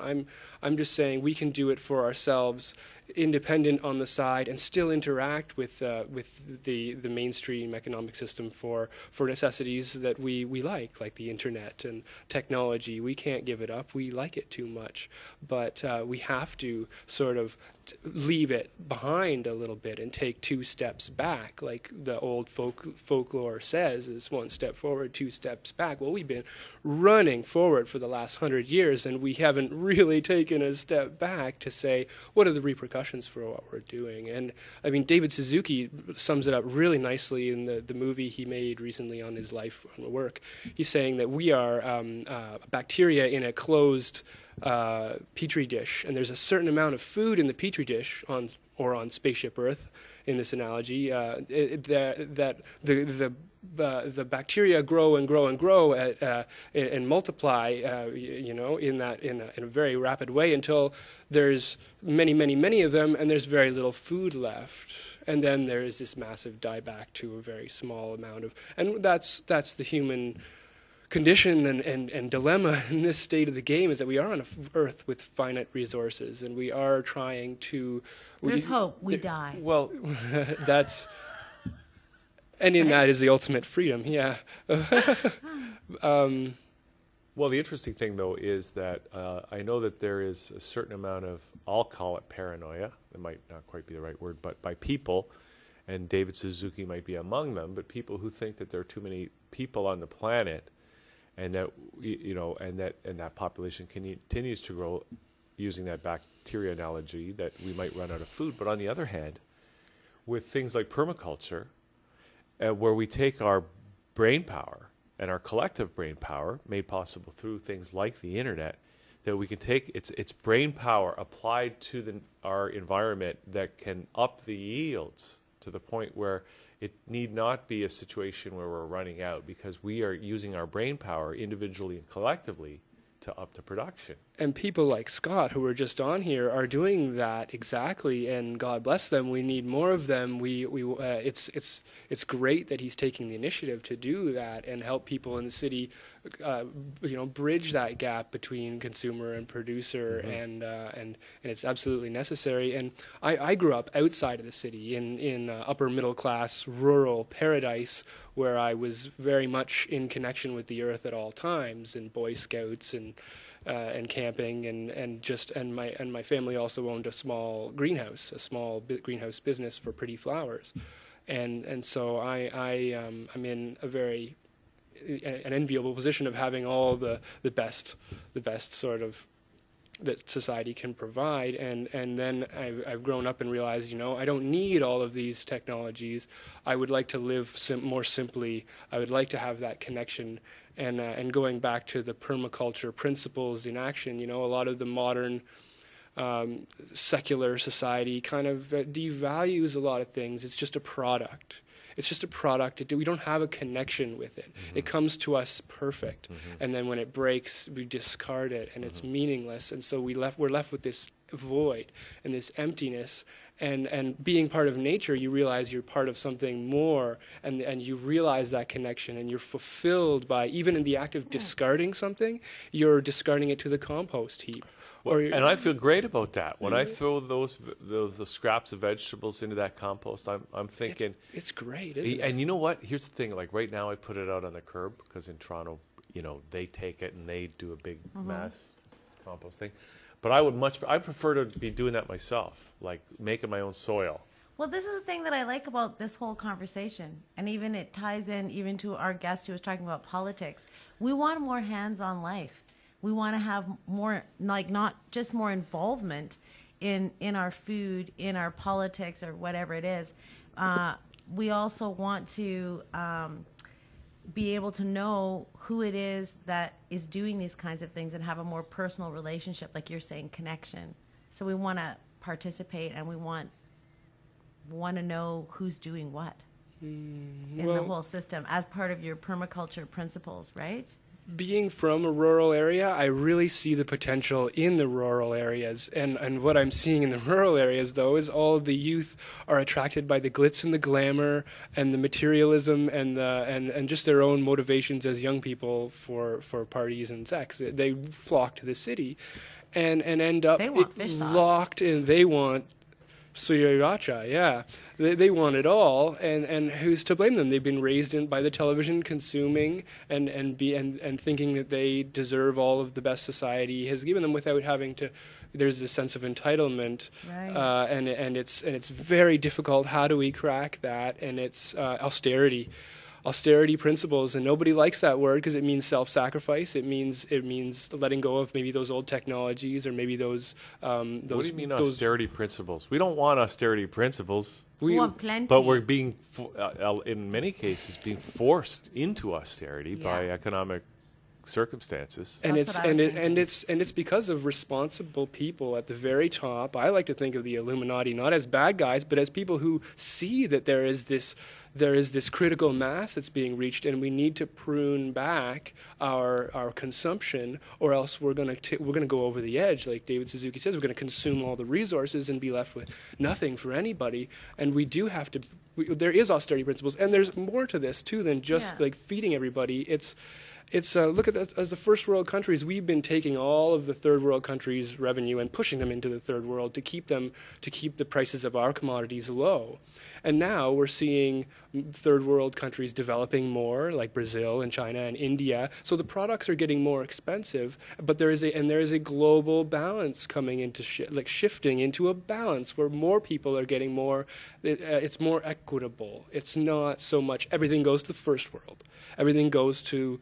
Well, that's an interesting point, because when you talk about when people criticize NAFTA or free trade in North America, we have seen a shift of the jobs out of Canada and out of the U.S. into Mexico.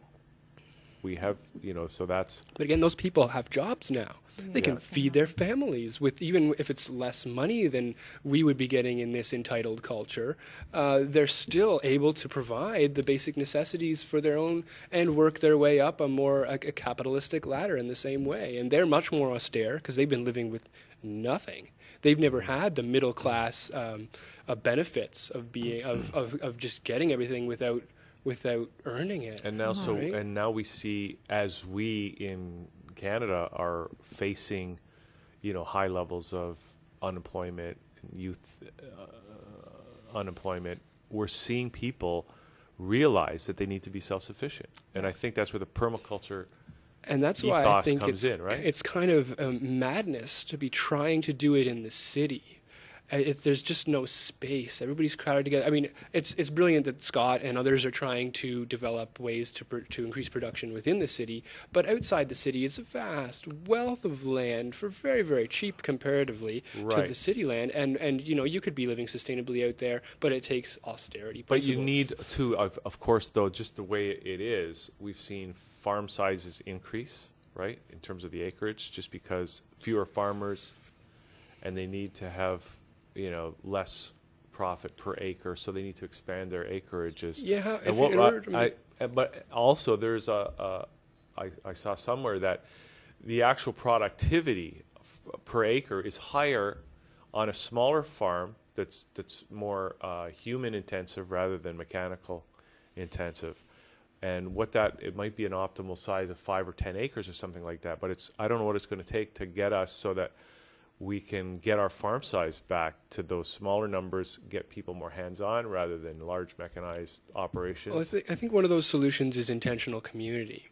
I think that when you have an intentional community around you who shares some of your beliefs and who meet some of your needs and wants, especially needs, right? We need to be socially accepted, and we need to be loved by other people, and that's what drives people into the city a lot of the times, is that need and want for connection, and that they're not getting out in these like very, very sparsely populated rural environments. So now developing intentional community is a very difficult process. I've been involved in 3 or 4 communities at various stages of completion or inception, and seen more than a few of them fall apart based on petty politics and all of the web of linguistic confusion that society is kind of filling our heads with, and media is filling our heads with. Yeah. Shit in, shit out. And you need systems. You can't just have a bunch of groovy people with good intentions. There has to be organization and accountability and responsibility. I've seen the same thing. And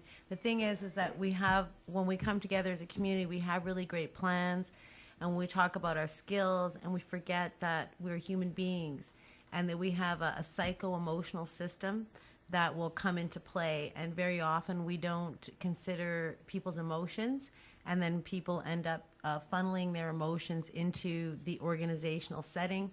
So just for all of you who are planning intentional communities out there, make sure you take care of how people are feeling, and take care of their personal lives, and take care of their mental health. Hard work good, hard work fine, but first take care of head.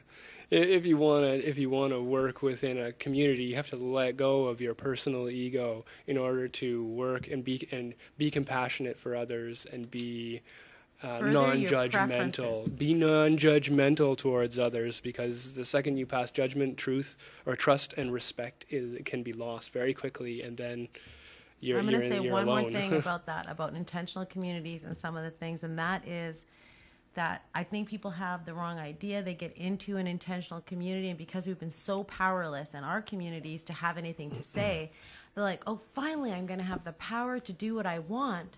And really being in a community and being part of a community is about putting your personal preferences aside. Well, also you need production.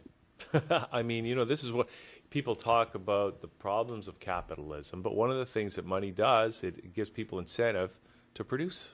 And without production, we're nowhere. Yeah, and right? that's why I think that right now we're at this really awesome time where the young thinkers who have amazing ideas can get together with what they call the old system, because then they can learn how to actually apply it and actually do it, because there needs to be some doing and ideas coming together. And maybe what the greater system does is not what we like, but they get it done, is what, you know what I'm saying? That's right. The greater system does work, like it or not. It works too well. It works so well that we're stripping the earth of all of its diversity and all of its fertility and all of its, and we can try to patch those bandages, and yeah, it works. I mean, putting mining effluent on soils and fields does increase its productivity and does feed more people and create more humanity, but there's a sacred balance we're neglecting here. Yeah. And in our human hubris, in our we believe that we are the pinnacle and that all material flows towards us, but that's neglecting the core of permaculture principles, which is fair distribution. There's care for people, and there's care for environment, and there's fair distribution of resources between those all elements within a balanced system. Mm-hmm. And everything has flowed into humanity, and our population has skyrocketed, and we're trying to maintain this flow into humanity without austerity, without saying let's take a step back and Can we just send all the descended masters back? There seem to be a lot of ascended and descended masters. I run into them all the time. Can we just send them back and reduce the population, the surplus population? Well, I mean, I think that we have compassionate overlords. If there is a conspiracy and if people are all worried about somebody else trying to control them, I propose the idea that they're not bad people trying to control us. They're good people who are trying to do the least amount of harm in bringing a balance back to society. Then why are they creating satanic super soldiers? I don't know that exists. Show me a satanic super soldier. I'll give him a big hug and hope that he doesn't. That we're not on the opposite sides of the political spectrum. Thinks they're doing the right thing, right? The best of intentions. Well, I mean, if our society is completely by choice, we are a wonderful society based on choice and merit, and people can choose whether they want to live in the city or live in a rural environment. People can choose whether they want to eat good food or fast food. People can choose whether they want to educate themselves or be passive consumers of television, and everybody is given that choice. And ultimately, if you want to be more responsible, you're going to teach yourself how to be more sustainable, to provide for yourself all of your core needs and your own wants as well. The television kind of gives you all of your wants, and people who aren't going to choose that are just going to be eating the industrial food and living the industrial life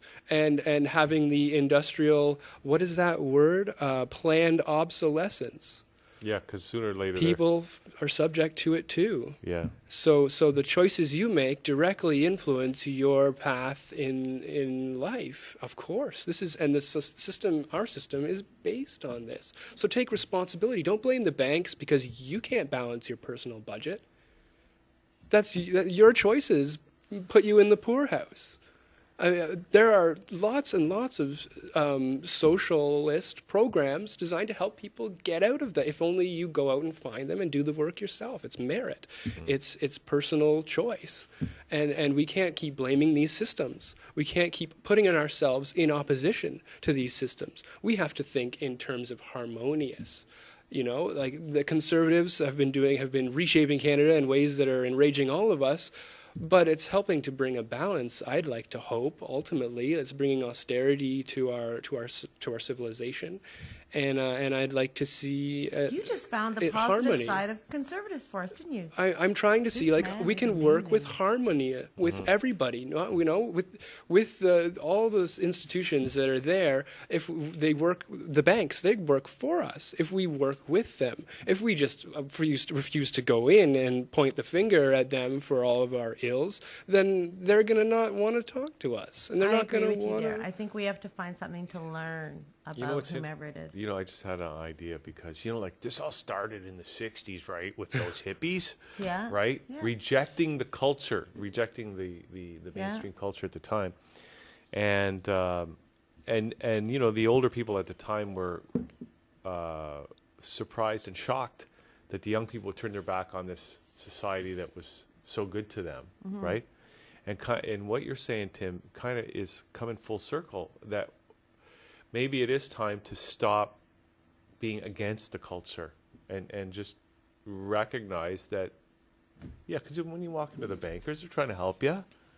And maybe it ain't a perfect system, but maybe we should, and it sounds like you've made a conscious choice, to really try to work with the systems that are out there. If you can't beat them, join them. But that sounds kind of defeatist. But no, I mean, you can still work join towards... them doesn't mean that you let them usurp you. It means that you actually join. No, stand in your power, yeah. And use that to try to continue to build a better way. We're all in it together, everybody. Yeah, hallelujah. So we've been demanding more fair. I mean, the hippie movement or these movements have all been saying, more rights for third world countries. Stop exploiting them. Stop exploiting them. And so what we've been seeing is a return to a balanced global economic system. And as a result, there are fewer jobs for us here, or fewer higher-paying jobs. The cost of living is higher. The cost of food is higher because we can't ship it as easily or as cheaply from these other countries, and so we got what we wanted. But then now we complain because the cost of living is higher, and now it's harder, and austerity isn't being accepted, even though that's how we have to go about getting what we want, which is a more fair and equal world. We have to kind of scale back on our own consumption. Yeah. Well, I think we should have a bio-regional economy, and that would take care of a lot of things. There's things like on the West Coast that we don't eat. Like, sure, we're going to import our strawberries from California, but we have blackberries, we have Saskatoons, we have blueberries. I believe that we don't really even need to be austere about it. We just need to actually look at home in our own bioregion for all kinds of things that we're importing. Okay, so Tim, not a lot of time left. So, but can we sum up here? And I don't know if you're looking for people to get in touch with you or. I'm kind of a free agent. I'm part of a group called Project Rejuvenation, and we've done quite a few different projects, and we've been working with quite a few different organizations within this cultural movement we find ourselves in. I personally have been doing permaculture for about 7 years, and I've been raising plants and food my whole life. But if you've got a project you want help with, Project Rejuvenation is a supportive network of people, and if you can get a hold of us, we have projectrejuvenation.ca or .net or .com. Try those, and I believe I have an email address there, Tim at Project Rejuvenation, and. We didn't even really get into any of the stuff I've been experimenting with. Like, I've got an aquaponics system, and I didn't have Everybody's tilapia. Got an aquaponics system. Everybody, I don't know what this is. I've just come here from the West in Toronto. And I find two things. Everyone's got a .com, and everyone has a hydroponics. Aqua. I built a 1,000-gallon one inside of a greenhouse, and I raised. I didn't raise tilapia because they're quite expensive and from a different environment entirely. They're from Australia or no, Africa. I believe they're from a very hot climate, and keeping a greenhouse hot in the winter makes it less economically So what do you grow? Viable. What do you grow then? Well, I had rainbow trout. Rainbow trout do very well in aquaponics that you don't really even have to keep. You don't really have to heat. They kept the aquaponics from freezing over in the winter and stayed alive all winter under a thin layer of ice and are very adaptable. They require they're carnivorous fish. Tilapia are vegetarian, which are omnivorous, but that's a boon to them. I actually ended up scrapping I got sick of eating fish, and I said, well, hey, I'm going to cut the middlemen of the fish out of it, and I'm going to be my own producer. And I just peed into the thing. It's the same nutrients. Fish ammonia, fish pee is what feeds the plants. So why can't I use my own? So I peed into this thing, and the biology that was present. I think that's a little too hands-on involvement. Well, let me finish. Better than pouring fish sauce all over. Hands-on, I love it. what I did, well, the bacteria, they break it down from uric acid into ammonia and into nitric acid, Yes. and it's, I don't know, I It's wouldn't call it a fine. clean process with fish or with human, but the bacteria do break it down, and then the plants that ate it, I put two Southeast Asian herbs called Brahmi and Sushni. Bacopa monieri and Sushni has a long Latin name I can't remember, but they're both. Brahmi is useful for encouraging nerve growth in brain and peripheral nerves, and Sushni, and this is proven scientifically. I'm not just citing one of the less You're not reputable just full of sources, fish poop, natural right? news or whatever. And Sushni is an anti-stress nerve tonic as well. So I turned my own urine into brain herbs, into brain tonic formula, and I made tinctures out of it. And now I increase my own learning curve and capacities by transforming my own urine. So that's just the power of the permaculture principles that you can apply, right? You don't have to have fish to do it. And you're becoming more responsible, because what do we do with our waste normally? We flush it down the toilet and make somebody else responsible for it. Somebody in the government, an institution, a waste management institution.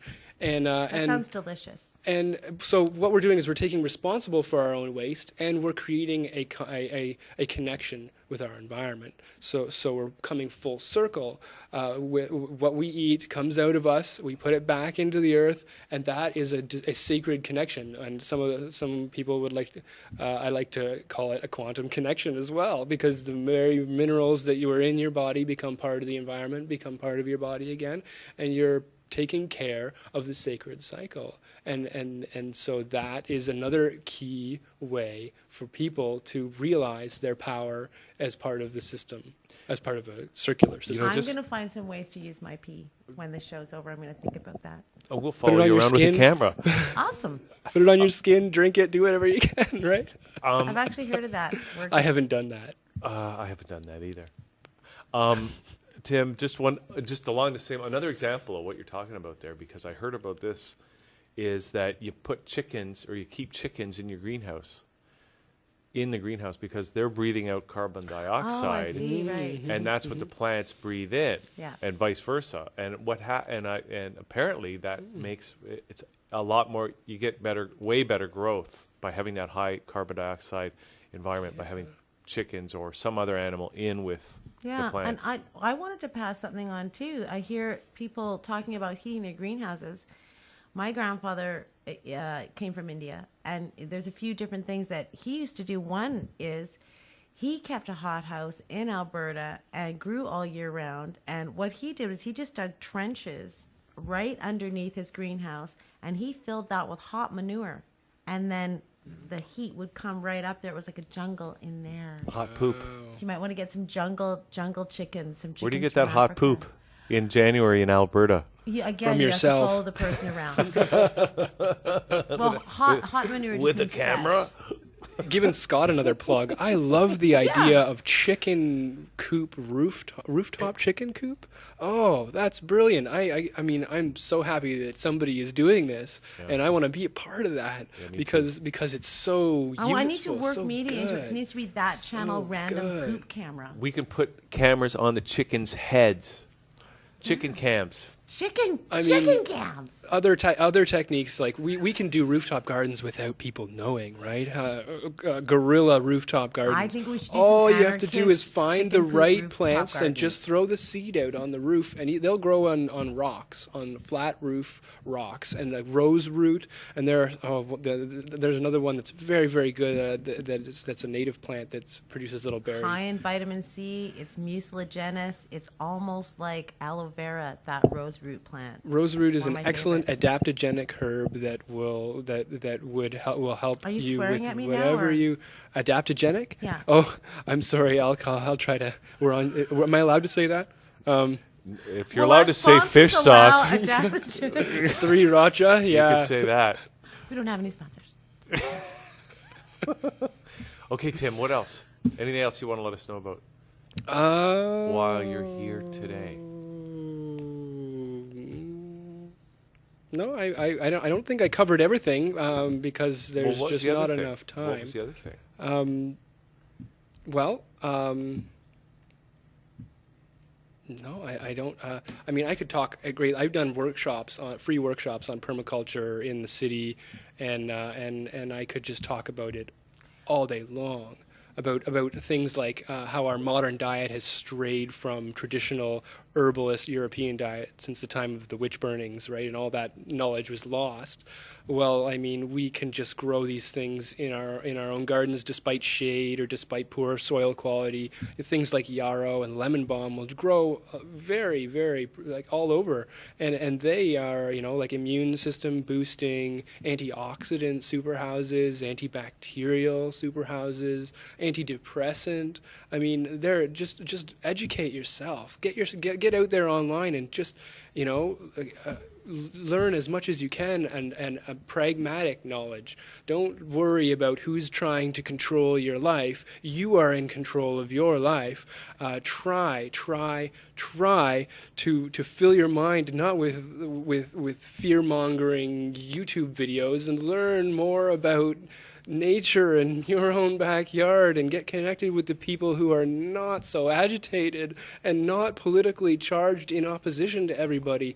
Get together with the people who are loving and harmonious, and trying to organize them, for crying out loud, because we need more organizers in this movement, and we're behind. The Americans are beating us in the sustainability movement. I know it. Detroit's doing a great job with food forests. Seattle's doing a great job with food forests and people taking control of their food security. And Seattle people is building a park right now that is going to be full of edible fruits and vegetables available for anyone to eat. Wow. Did you know that? I've seen that meme. Okay. I've seen that meme. All right. Okay, Tim. So this is great. So projectrejuvenation.ca, right? People can get in touch or .net or try a couple of dots just in case, because and you'll know it when it comes up. Well, we'll put it in the credits. We'll test it and verify it. So that's people can wonderful. see it in the credits. Thank you. So that's great. Yeah, and they're a wonderful group of people, and working with these communities within the city for the last. I've only been in the city for 5 years and in and out of the city, but working with all these groups of people, I've really learned a lot more about healthy communication and healthy interpersonal dynamics, because I was raised kind of on books and plants don't do a good job of talking back. They just find listen. Tim and give him a hug. That's how he wants to relate. And I'll give a hug right back, and we'll all be healthier and happier for it. That's right. Yeah. Okay. All right, Tim. Thanks for coming in.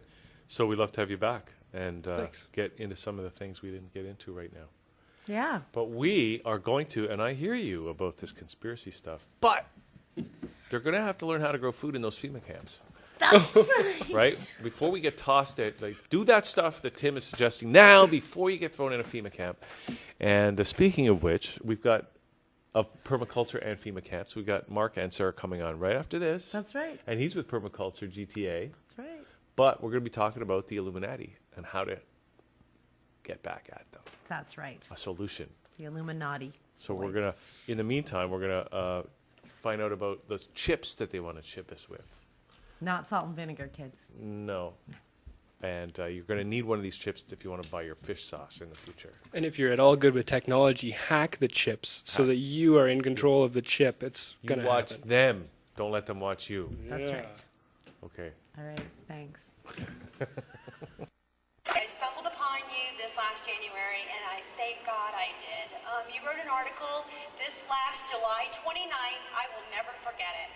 And there was an excerpt in the article that alarmed me, and not much surprises me anymore, regarding the swine flu and the military, implementing the military to help out. And in the article, I know you don't reveal your sources, but I'd like you to elaborate about the metal shackles they're going to put on the wrists with the computer chip. And maybe Catherine Albrecht, you can add to that comment.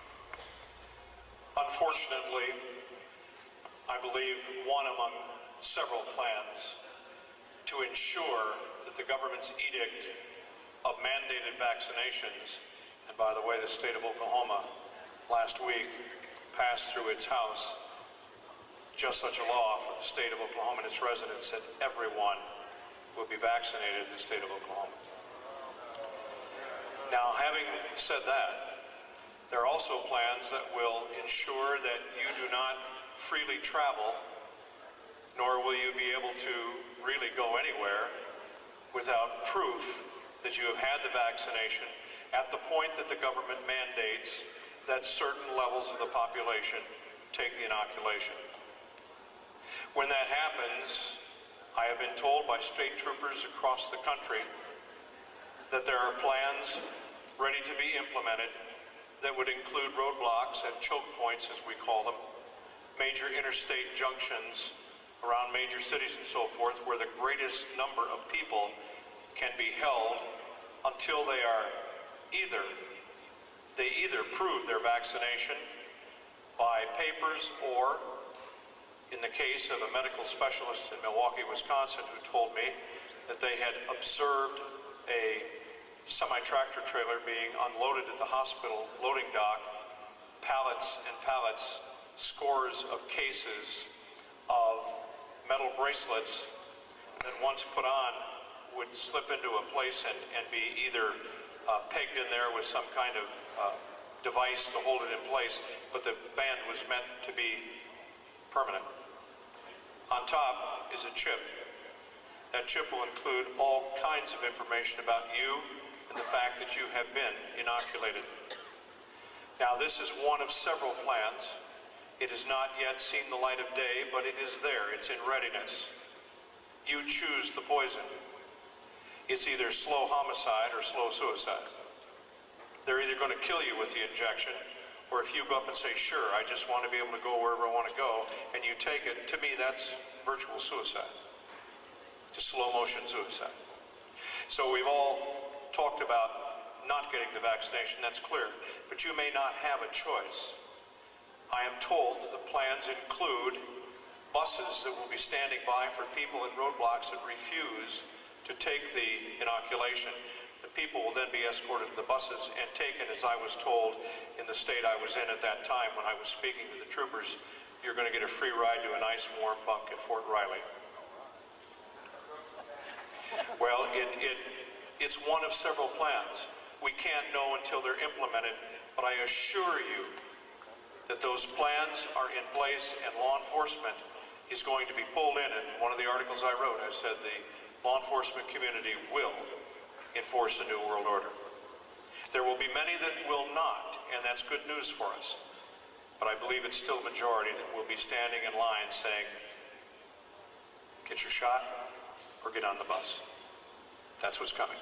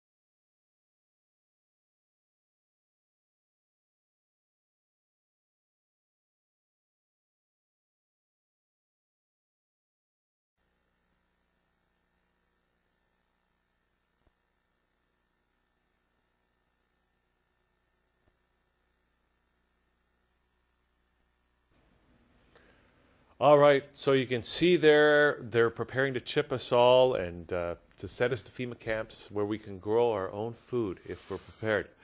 And we have mentioned Mark and Sarah come on the show, who's with Permaculture GTA, but he's also written this book. The New World Order does exist. It's now official. Mark has written this book, but he's writing and preparing to write a sequel, which is all about solutions, right, Mark? Right. The new book, which may be a while before it's out, it may be 2 or 3 years, but I've been doing some further research, and I've begun working on some ideas for a new book, which will basically be a sequel to that one.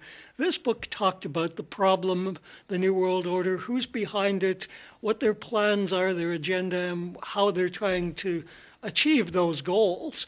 And it's, you probably know, this is not a good idea. It's just not good for the people or for the earth.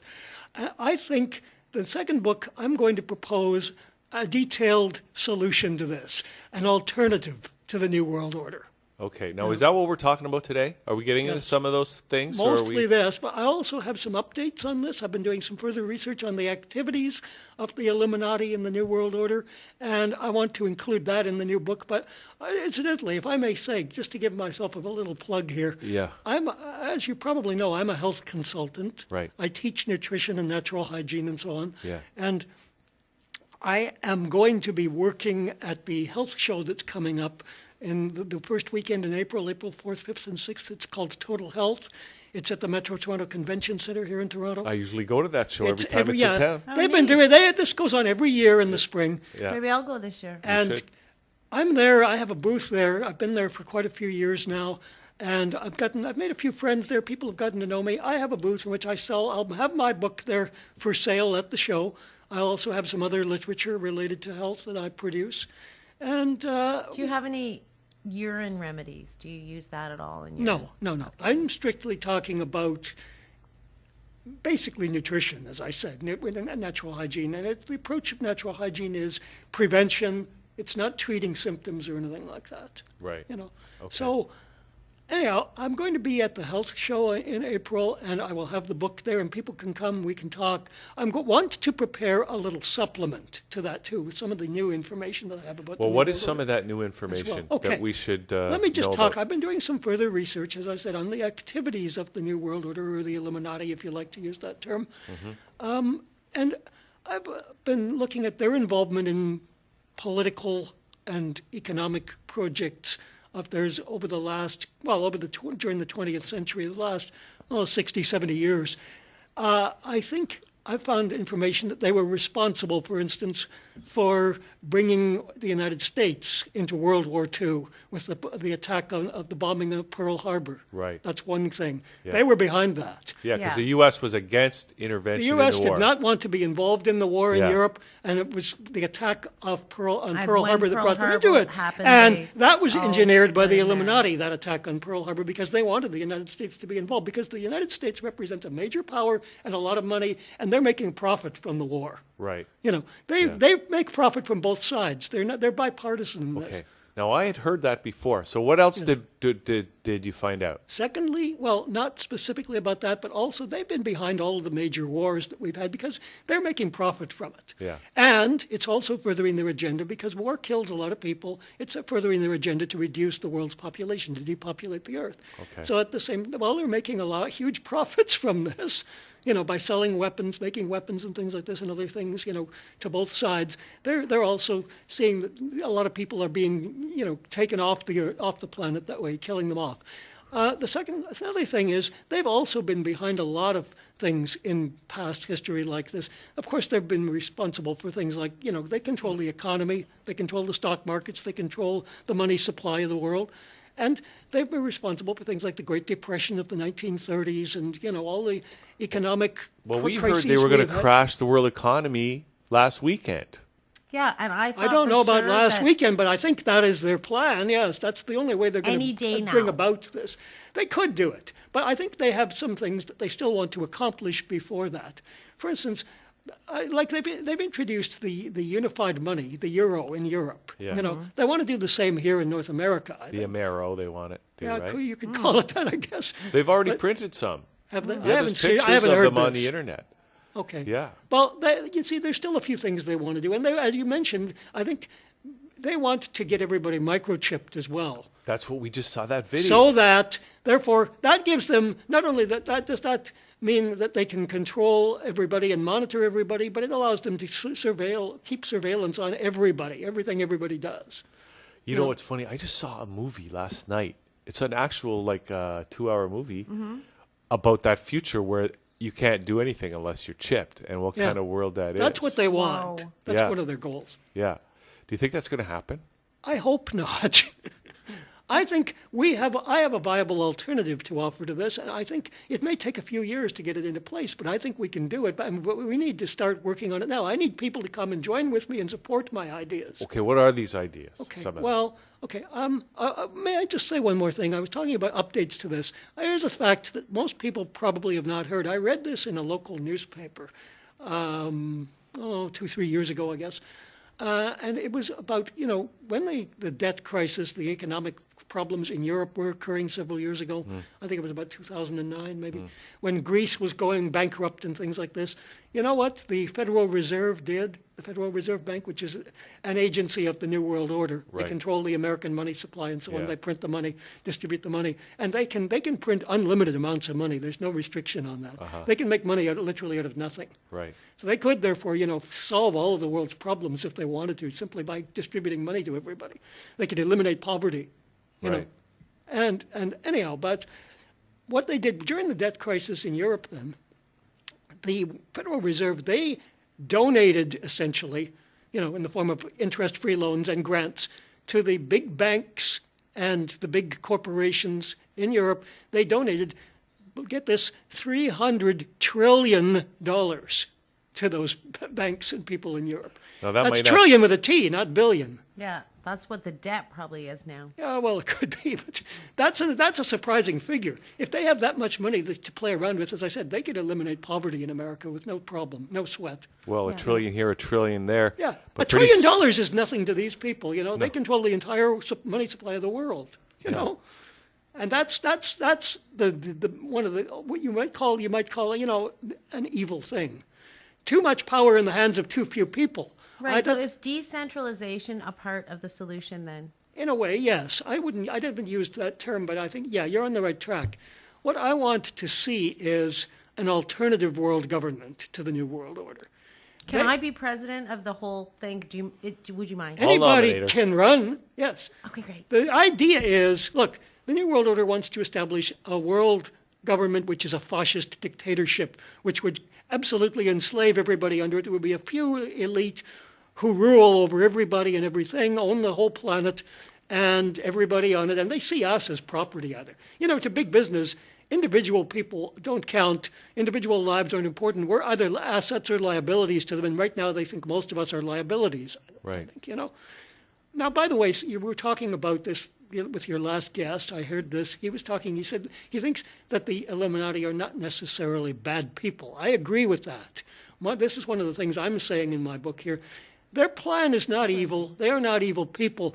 They are trying to come up with a solution to the world's problems. Are you sure? Because I heard that they were actually all Luciferian devil worshippers. They support that, but this is just part of their way to want to control people through that. And that this whole thing is not even their plan. Here's their idea. I think they believe that the world is overpopulated. There have been studies done since the 1960s that suggest that. I don't buy it myself. I don't buy it either, and I say so in my book. We just need more freeways. Yeah, that's right. They feel that the world is overpopulated because they feel, as somebody said, some environmentalist back in the 70s said, if you're not part of the solution, you're part of the problem. Right. And most people are contributing to the problem of pollution and, cluttering up the planet with waste and things like this. My friend has a T-shirt. It says, proud to be part of the problem. Yeah. Right. So I think the Illuminati are thinking that if they reduce the world's population by, say, 90% of the present population, reduce it to under 1 billion people, maybe about 10% of what it is now, that means there won't be enough people around to greatly contributing to the world problems. I think that's only a partial solution at best, and it's a rather drastic solution, what they're offering here. But I think their intentions are good in the long run. Okay. They're not evil people. Their plan is intended to help, but it's drastic, and the consequences of this, the problems, the side effects, if you like, of this plan are unacceptable. I have a better solution. I would say, like I said about before, I think a bioregional culture, politics, and economy. I think that I'd like you to explain what you mean by that. Well, throughout the history of humankind, we have had cultures that have the biosphere, the land itself has dictated art and culture and politics. And I think that there needs to be a return to that again. So I would say decentralized, bio-regional politics, a structure that, right. Okay, fair enough. Or we could all live in a biodome. Yeah, made of urine. Yeah. Well, you would have to use the urine. Yeah, to wash the walls. I think it's good for that, isn't it? And brush your teeth if you have to. Oh. There's no fluoride. I think urine is a resource that can be recycled and reused for different things. I wish it was a different color. It can be purified, so, anyhow. Okay, back to the solution. But get back to what I was talking about. I think that the Illuminati, their idea is they want to reduce the world's population because that'll reduce the number of problems. I think this is only a stopgap solution. It's only a temporary solution. It's not going to eliminate the cause of the problems in the first place. It's going to reduce the number of people who are causing the problem. It's like saying you've got 10 people out there armed with weapons and they're killing people, shooting you, and you. And so if you eliminate 9 of them, you'll have fewer people being killed. But there's still going to be people being killed going on from the one who's left with that gun. You want to eliminate that problem completely by addressing the cause of it. This is my approach in health, too. We don't treat symptoms, for instance, in natural hygiene. So what do we do, We deal Mark? with causes. We try to eliminate the causes, and then you don't need to worry about the symptoms, the effects. Okay? So maybe we should eliminate the Illuminati. I'm not saying we should eliminate anybody completely, but I'm going to propose a whole new idea, a whole new playing field that will provide an alternative to this. Their idea is a fascist dictatorship government which will take away people's rights and freedom and enslave them under it. They'll say, you've got to do what we say or we'll eliminate you. Right. And people won't have any choice if they're dependent upon them for support, for food and money and livelihood and so on. I say what we need is the exact opposite of this dictatorship. We need a government that supports democracy, human rights, and freedom. And justice for everybody, justice and equality for everybody. Right. And that's the only real alternative to this. So how do we do that? Well, by establishing shall we say, what's the word? A number of people, an association of people who want to, start a new political party, for instance, that would be association. A truly democratic party. And Right. to me, true democracy means the people are in charge. The government does not rule over the people. The government is there to listen to the people's will and obey that. Right. That is People important. Pardon? Say that again. That is very important because Yes. because everything has gotten backwards, and now and like you say, the government is the strong arm that tells us what to do. Yeah. Really, we only put the government in place so they can help us organize. I think the government is a public servant. The politicians are elected to help the people, not to tell them, pass new laws and tell them you can't do this or you can't do that or we're going to punish you for this and that and so on. It's not government's place to do that. Nobody should play God and decide, this is how you should live your life and otherwise I'm going to eliminate you or something or throw you away or something, lock you up somewhere or kill you. Nobody should tell people how to live their lives. Nobody should tell people, what they can do and what they can't do. Nobody should decide who lives and who dies. Nobody has that right. Right. No, but Nobody then, can play God. But then we're stuck with. See, I think the gun that the Illuminati are holding, in that scenario that you said, is globalization. Yes. I think that in my opinion, if people want to have a rule whereby if you steal, we cut your hand off, I think that's okay. As long as they do it over there. That's not my idea, but I'll tell you more. Go on, and they finish your don't want point. everyone to do it. I think that's the problem with religion. In fact, I think that's the problem with individuals personally. I think if people don't agree with us or want to do what we want to do, we kind of act crazy. And I think it is the concept of globalization or the concept that we have of everybody doing one thing that is actually the issue. Mm-hmm. Well, you talked about, if somebody steals, you cut off their hand. I think as part of my plan, my platform for a democratic world government is, I said justice must be part of it. And the proper way, I think, to establish justice is the punishment needs to fit the crime. And what I would say, if you steal something, the punishment for that is not to, lock you up in jail or anything like that or subject you to whatever, kind of punishment, torture or mutilation or something as you suggested. The idea is you have the perpetrator of a crime has to compensate his victims Right.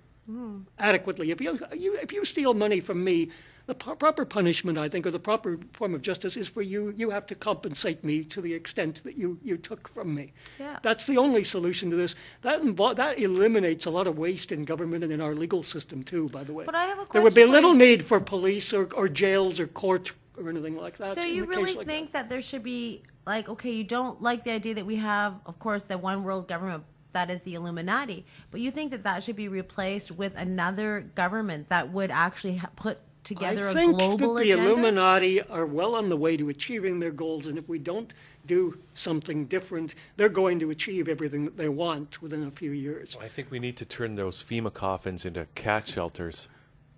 Could be. Yeah, I want to know, without using our urine, how do we stop them? Or using our urine. I'm willing to use my urine. We do As have I said, people I who are think willing. urine is a resource that can be recycled. And poop, hot poop. We can use those to heat the greenhouses. Yeah, well, there's Okay, been, hot poop, then I'm in. No. There has been talk of of using manure, of course, in permaculture. So I mean, I'm not. I have no strong objection to it, but I do say one thing. I think I am part of my program, which I mentioned in that book there very briefly, is I think we need to first of all improve people's lives. We need to work on their health issues and get them to be healthier, stronger, live longer lives, and be smarter, thinking more clearly. And the health program that I teach is a part of that. We need to get people interested in taking charge of their health, not being dependent upon the system for doctors and drugs and things like this, but everybody should know how to take care of their own health. It's a basic thing that everybody should know. We're not being taught this in the schools today. We're not being taught about the cause of disease. The medical profession takes over and it says, you're not responsible for your health problems. It's caused by, germs invading your body and attacking your body. And, you get sick. It's okay. You haven't done anything wrong. You come to us, we'll give you a drug and it'll be all right again. That's not a good answer. That's not addressing the causes, and it's only going to create more problems down the road doing that. Agreed. Absolutely. There's side effects from all these drugs, for instance. We should have a government that I think, from what you've said, that is just about health. I would vote for a government. I think that one of the just things, if I get this, wanted if to we make can us establish this, when we can establish this democratic government, I think some of the things that we'll be going about doing is initiating health reforms. For instance, we need to teach people about health and about nutrition. We need to educate them. They've been lied to all along by the medical doctors and the drug companies. The cause of disease is not germs, it's not bacteria, it's not things like that. It's lifestyle and diet and things like drug use. Drugs are a cause of disease in people. It's not it's not something that's and you required mean the for drugs health. they're giving us to heal us are causing the I problem? don't know if you'd use the word heal us there, but the drugs are used to treat symptoms, to suppress symptoms. And that's not addressing their health in a holistic way, and it's not dealing with the causes of their disease in the first place. They need to understand what really causes disease, and it's things like poor lifestyle, and perhaps an unhealthy environment. Mm-hmm. And if we can get that idea through to people and teach them this, then they will, on their own, perhaps start to improve those conditions. They will start to improve their diets and their lives, and they eventually want to clean up the environment because that's important to everybody's well-being. Okay. Now, Mark, we're just about out of time. Okay. But is there one final thought you want to leave people with? I think that if we want to all work together on this, if enough people support this idea, we can make it work. We can stop the Illuminati. The Illuminati their plan is a poor idea. And I think they probably know it, but they haven't got any other solution. They think that we are not ready to take the responsibility of ruling ourselves and governing ourselves. I think we have to because we have no choice. It's either enslavement and loss of everything that we have accomplished. And if the Illuminati get their way, that will call a halt. It will kill the human spirit and call a halt to progress. I think there's a lot of things we can do, that would be a better way. And I think we have to do it because we have no choice. Okay, and one thing that people can do is they can get their hands on your book, Mark.